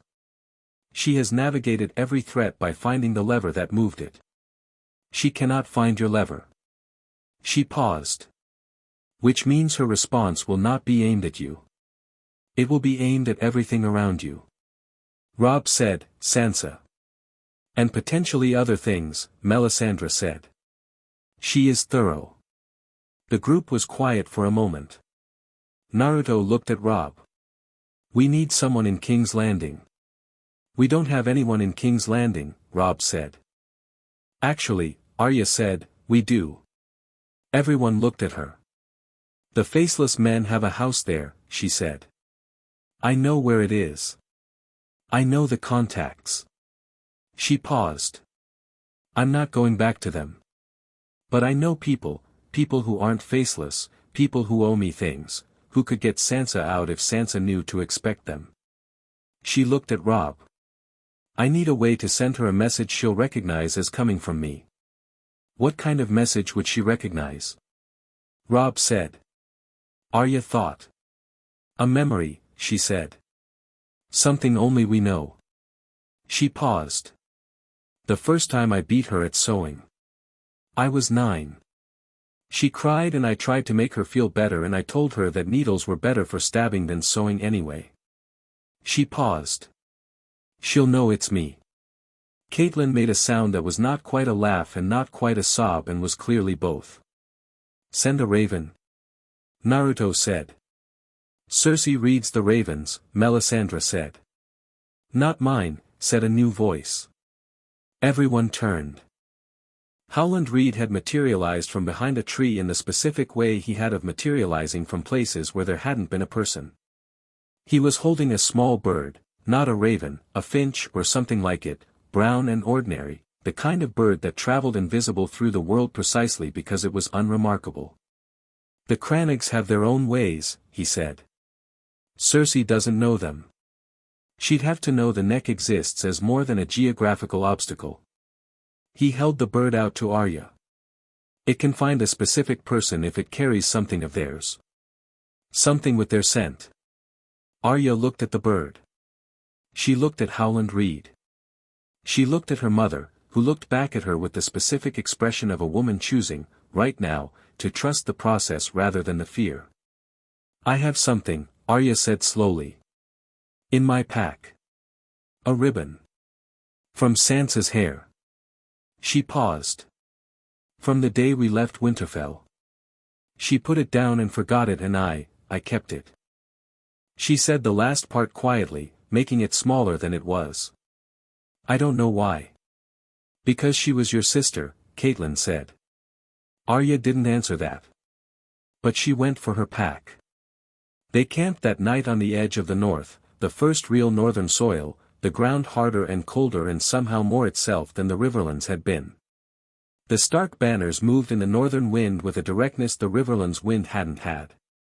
Melisandre sat at the edge of the main fire, which was significantly more populated now, the Stark column had grown on the march, 2 more northern houses having sent men, and the fire reflected off armor and weapons and the grey-silver of wolf sigils.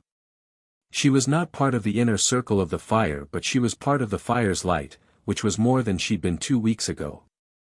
Naruto sat beside her. Not asked. Not announced.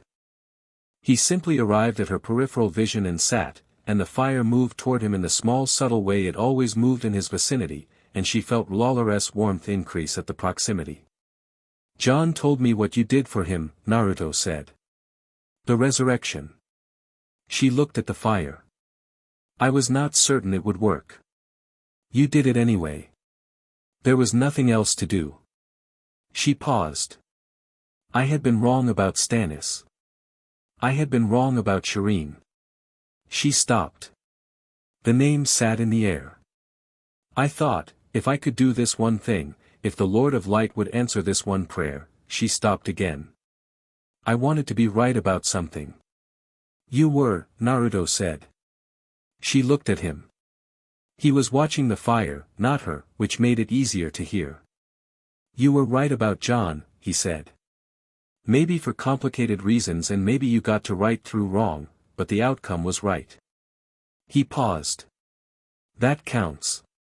It's not everything, but it counts. She was quiet for a moment. The ruby at her throat was warm. You don't trust me. Not yet, he said.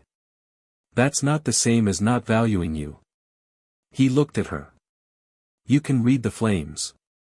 I can feel Lawler's direction, but I can't translate it the way you can. And you've been in this world's politics for decades. He paused.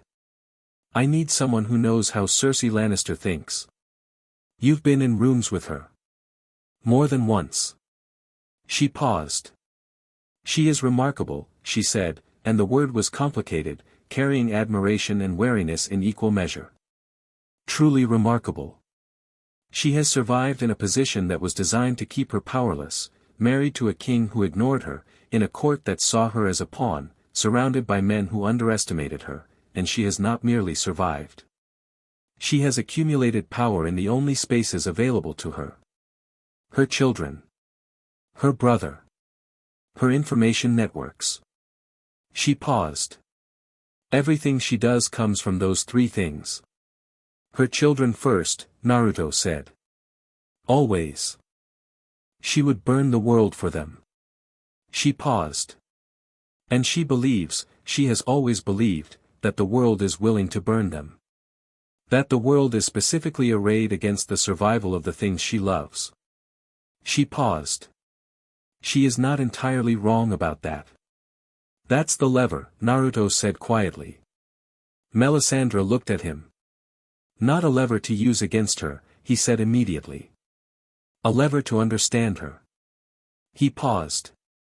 Someone who loves their children that completely, who has organized their entire life around protecting them, that person can be reached. Not with force.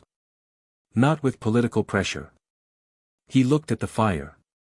With the one argument she hasn't heard yet.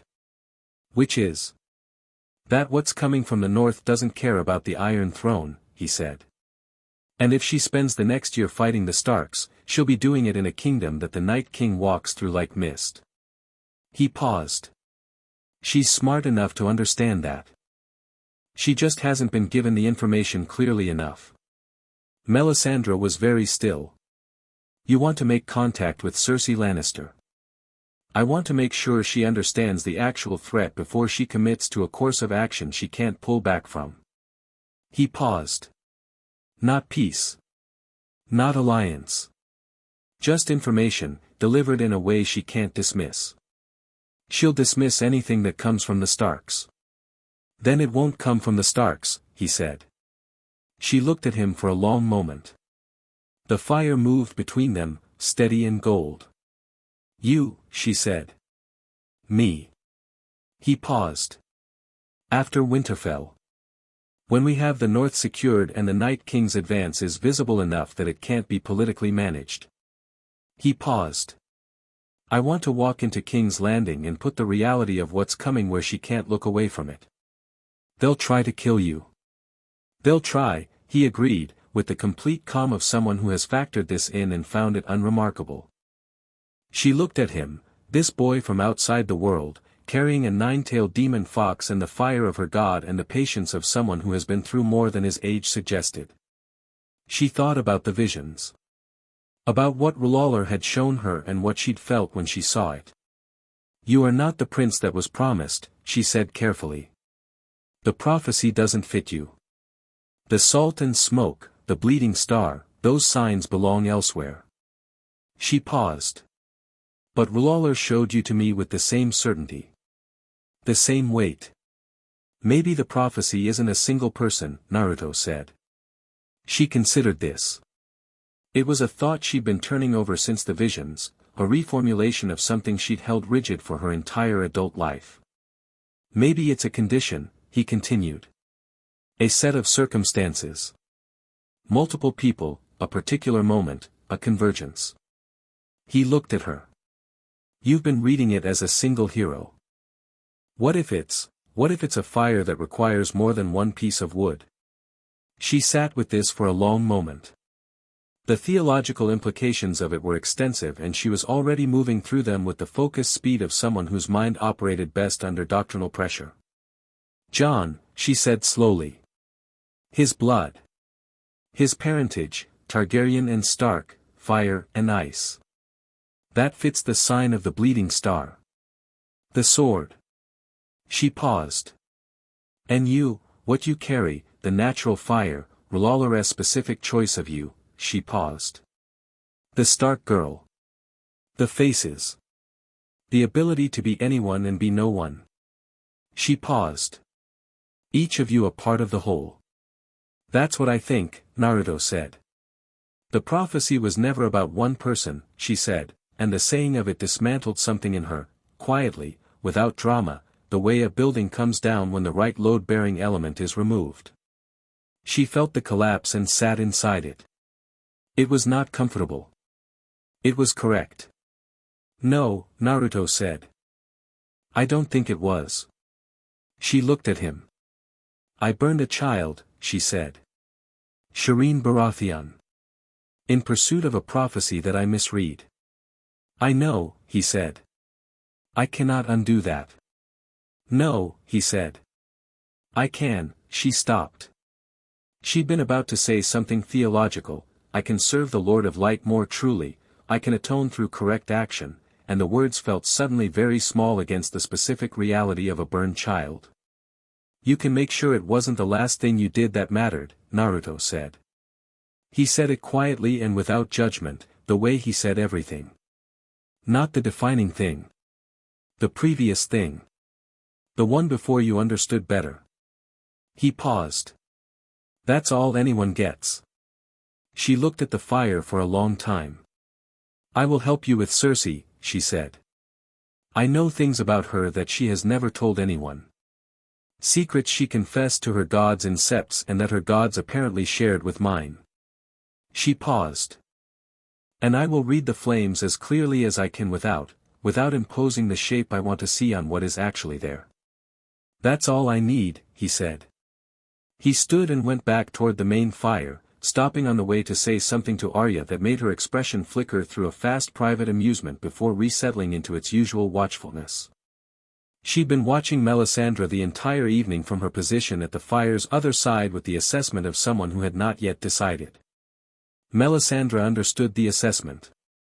She accepted it. She had not earned anything from the Stark girl except scrutiny, and scrutiny was the accurate response. The problem with Cersei arrived at dawn. A raven, not Howland Reed's small brown bird, a standard black raven, came in from the south bearing Lannister gold and the specific quality of message that meant it had been sent through official channels, fast relays, expensive urgency. It landed on the wall of the inn they'd camped near. They'd taken the building for the night, the innkeeper having vacated with the focused alacrity of someone who dealt with military columns before, and Tywin, who had apparently made himself the unofficial Raven Keeper, brought it directly to Robb. Robb read it. His face did not change. He brought it to the map room where the senior people were already assembled for the morning's planning, and he set it on the table and said, Cersei knows Sansa is our pressure point. He paused. She's moved her. Everyone was very still. Where? Catelyn said.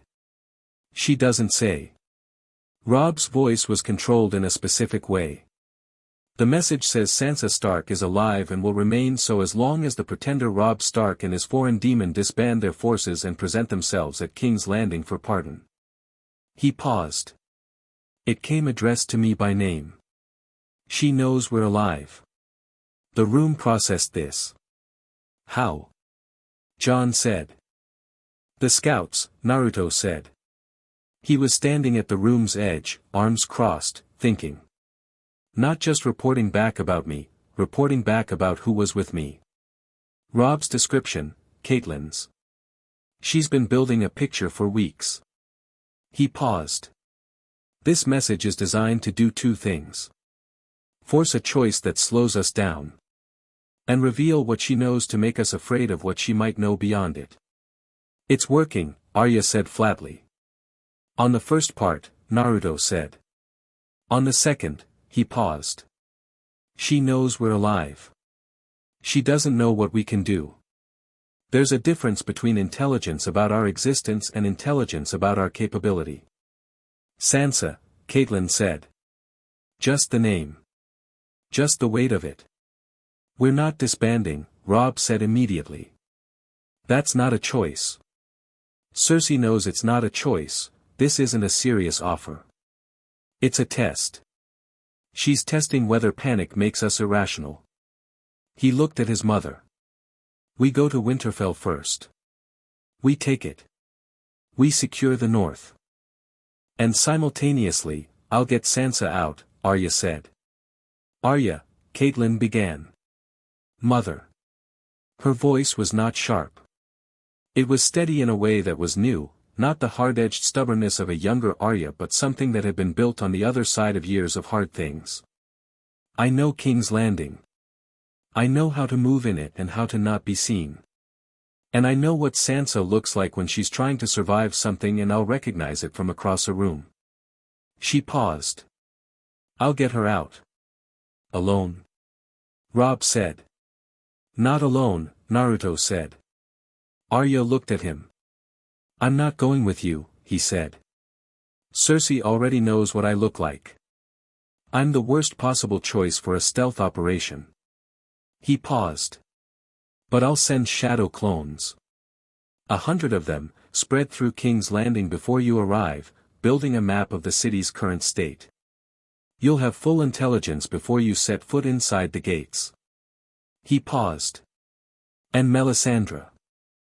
Melisandre looked up from the fire she'd been studying. You know King's Landing, Naruto said. The passages, the people, the specific geography of Cersei's court. You've been there. He looked at her. Go with Arya. Not to fight, to navigate. Arya looked at Melisandre. Melisandre looked at Arya. I have conditions, Arya said. Name them, Melisandre said. You do what I say when I say it. You don't perform miracles in public. You don't make decisions about what information I need to know. She paused. And you tell me the truth about everything I ask. Every time. Melisandre held the girl's gray eyes. Agreed. All of them, Arya said. Not just the ones that are comfortable. All of them. Arya looked at her for one more second. Then she gave a short nod, not warm, not an endorsement, but a functional acceptance. Robb was watching his sister with the expression of a commander watching a highly capable subordinate make a correct decision and trying to not interfere with it. Timeline, he said. We move on Winterfell in 4 days, Naruto said. The Bolton force there, what's the count? 2,000, Jon said. Ramsay's strength is his cruelty. He's effective at holding population through fear. He's less effective against a force that isn't afraid of him. Naruto had been thinking about the Winterfell assault since Castle Black. He'd turned it over with the same attention he'd given every military problem in his life, the fundamental principle being that the best outcomes came from identifying what the other side needed to stay functional and removing that thing cleanly. Ramsay Bolton needed his garrison to believe he was the most dangerous thing in the field. He needed his opposition to be afraid of him. He needed the northern population to be sufficiently cowed that they didn't rise from within. Remove all three simultaneously and the fortress became a shell. I go in first, Naruto said. Alone. Not to fight the garrison, to talk to the people inside the walls. He looked at Robb. Winterfell has a population beyond the garrison. The servants, the remaining Stark household, people who've been living under Bolton occupation. They know the castle. They'll know where the weaknesses are, where the garrison sleeps, where Ramsay goes when he's vulnerable. He paused. I go in, make contact, build the picture. Then Robb comes with the column and I create enough confusion on the inside that the gate opens from within. Confusion, John said, with the tone of someone who'd seen Naruto's definition of confusion applied and was aware it covered a wide range. 300 shadow clones distributed through the castle simultaneously, Naruto said. Full sage mode. Every torch in every corridor a potential fire source. He paused. Ramsay Bolton has spent his life making himself the most terrifying thing in any room he enters. He's never been in a room with me. The silence after this was the specific silence of people who are running the scenario in their heads and arriving at the same conclusion. When he sees what you are, John said slowly, he'll go for the hostages. Whatever he's holding, people, leverage, he'll reach for it immediately. Which is why Arya and Melisandre leave for King's Landing tonight, Naruto said. Before the assault. Before Cersei gets a raven from a desperate Bolton asking for Lannister intervention. He looked at Arya. You need to be in King's Landing and you need to have Sansa before the battle at Winterfell changes the political landscape enough that Cersei decides Sansa's value as a hostage is higher than her value as a liability. Arya was already mentally packing. He could see it in the way her eyes had gone inward. I need 3 days in King's Landing minimum, she said. Before I can get Sansa out clean. 2 if everything goes perfectly, which it won't. 4 days to assault Winterfell, Naruto said. That gives you a head start. Move tonight, move fast, I'll have shadow clones across King's Landing by dawn tomorrow. How? Arya said. I'm sending them through an underground route that Tyon mapped last week, Naruto said. They'll go the whole length at running pace. They'll look like travelers from a distance, and up close, he paused. Up close they'll look like me, and Cersei's people will be spending a lot of time wondering if the thing with whisker marks is actually in King's Landing, which will pull attention in exactly the wrong direction for them. Robb almost smiled. You're using yourself as a decoy. I'm using copies of myself as a decoy, Naruto said. I'll be here. Simultaneously. He spread his hands. Catelyn had been quiet through all of this. She'd been looking at the Lannister raven on the table, at the gold wax seal, at the studied cruelty of a message designed to produce exactly the panic it was producing, or would have produced, in a family that had been broken and defeated. In a family that didn't have what this family now had. Sansa doesn't know we're alive, Catelyn said. The room acknowledged this. The specific horror of it, Sansa Stark, alone in King's Landing, believing herself the last Stark standing above ground, surviving in Cersei's court without the knowledge that there was anything to survive toward. Arya will reach her first, Robb said. Before we take Winterfell. Sansa finds out from Arya. He paused. That's the right way. Catelyn looked at him. She looked at the table. Then she looked at Naruto. You said the resurrections cost you something, she said. Something that accumulates. Yes. How much have you spent so far? He considered lying. He was not a person who lied easily or well, which was a significant professional limitation for a shinobi and a personal value he'd made peace with. Enough that I can feel it, he said. Not enough that it's affecting me functionally. He paused. 2 resurrections at full cost. The healing work on Reynauld was less. When you take Winterfell, she said, if there are people inside who, I know, he said. She held his gaze. I'm asking you to be careful about what you spend, she said. Not because the cost isn't worth it. Because there are things coming that may require more than what we've used so far, and she stopped. I need you to still be standing at the end of this. He looked at her. He thought about the field at the Twins, about the choice between the woman on the riverbank and all the other dead who'd had no spark left to reach. About the calculation he'd made and would make again. I will be as careful as the situation allows, he said. That's all I can promise. She held his eyes for a long moment. That's enough, she said. The final piece of the evening was Melisandre and the fire. After the council broke up, she sat alone with a small fire and looked into it with the new eyes she was developing, the eyes that looked at what was there rather than what she needed to see. She'd been doing this practice since Castle Black, since the slow dismantling of her certainty, and it was still uncomfortable in the way that any new form of vision is uncomfortable, too much visible all at once, no framework strong enough to catch all of it. The fire showed her Cersei Lannister. Not the queen, not the political entity, the person. A woman in her early 40s in a room at the top of a tower in the Red Keep, sitting alone after midnight with a cup of wine and the expression of someone who is afraid in a specific way. Not afraid of losing power, that fear had a different quality, more controlled, more cognitive. This was the animal fear. The mother fear. The fear that lives in the body below the mind and cannot be argued with. She was afraid for her children. She was building elaborate defensive structures to protect them, and she could feel the structures insufficient in ways she couldn't identify the source of. The fire showed Melisandre the source. The long night. Coming south with a patience that had no human equivalent. And Cersei Lannister, alone in her tower, who did not know that the thing she was afraid of had a name, and that the name was not the Starks. Melisandre sat back from the fire. She thought about Naruto's plan, to walk into King's Landing and put the truth in front of Cersei where she couldn't dismiss it. She'd thought it was ambitious to the point of recklessness when he'd said it. Now she thought it might be the most important thing that happened in the South before winter descended entirely.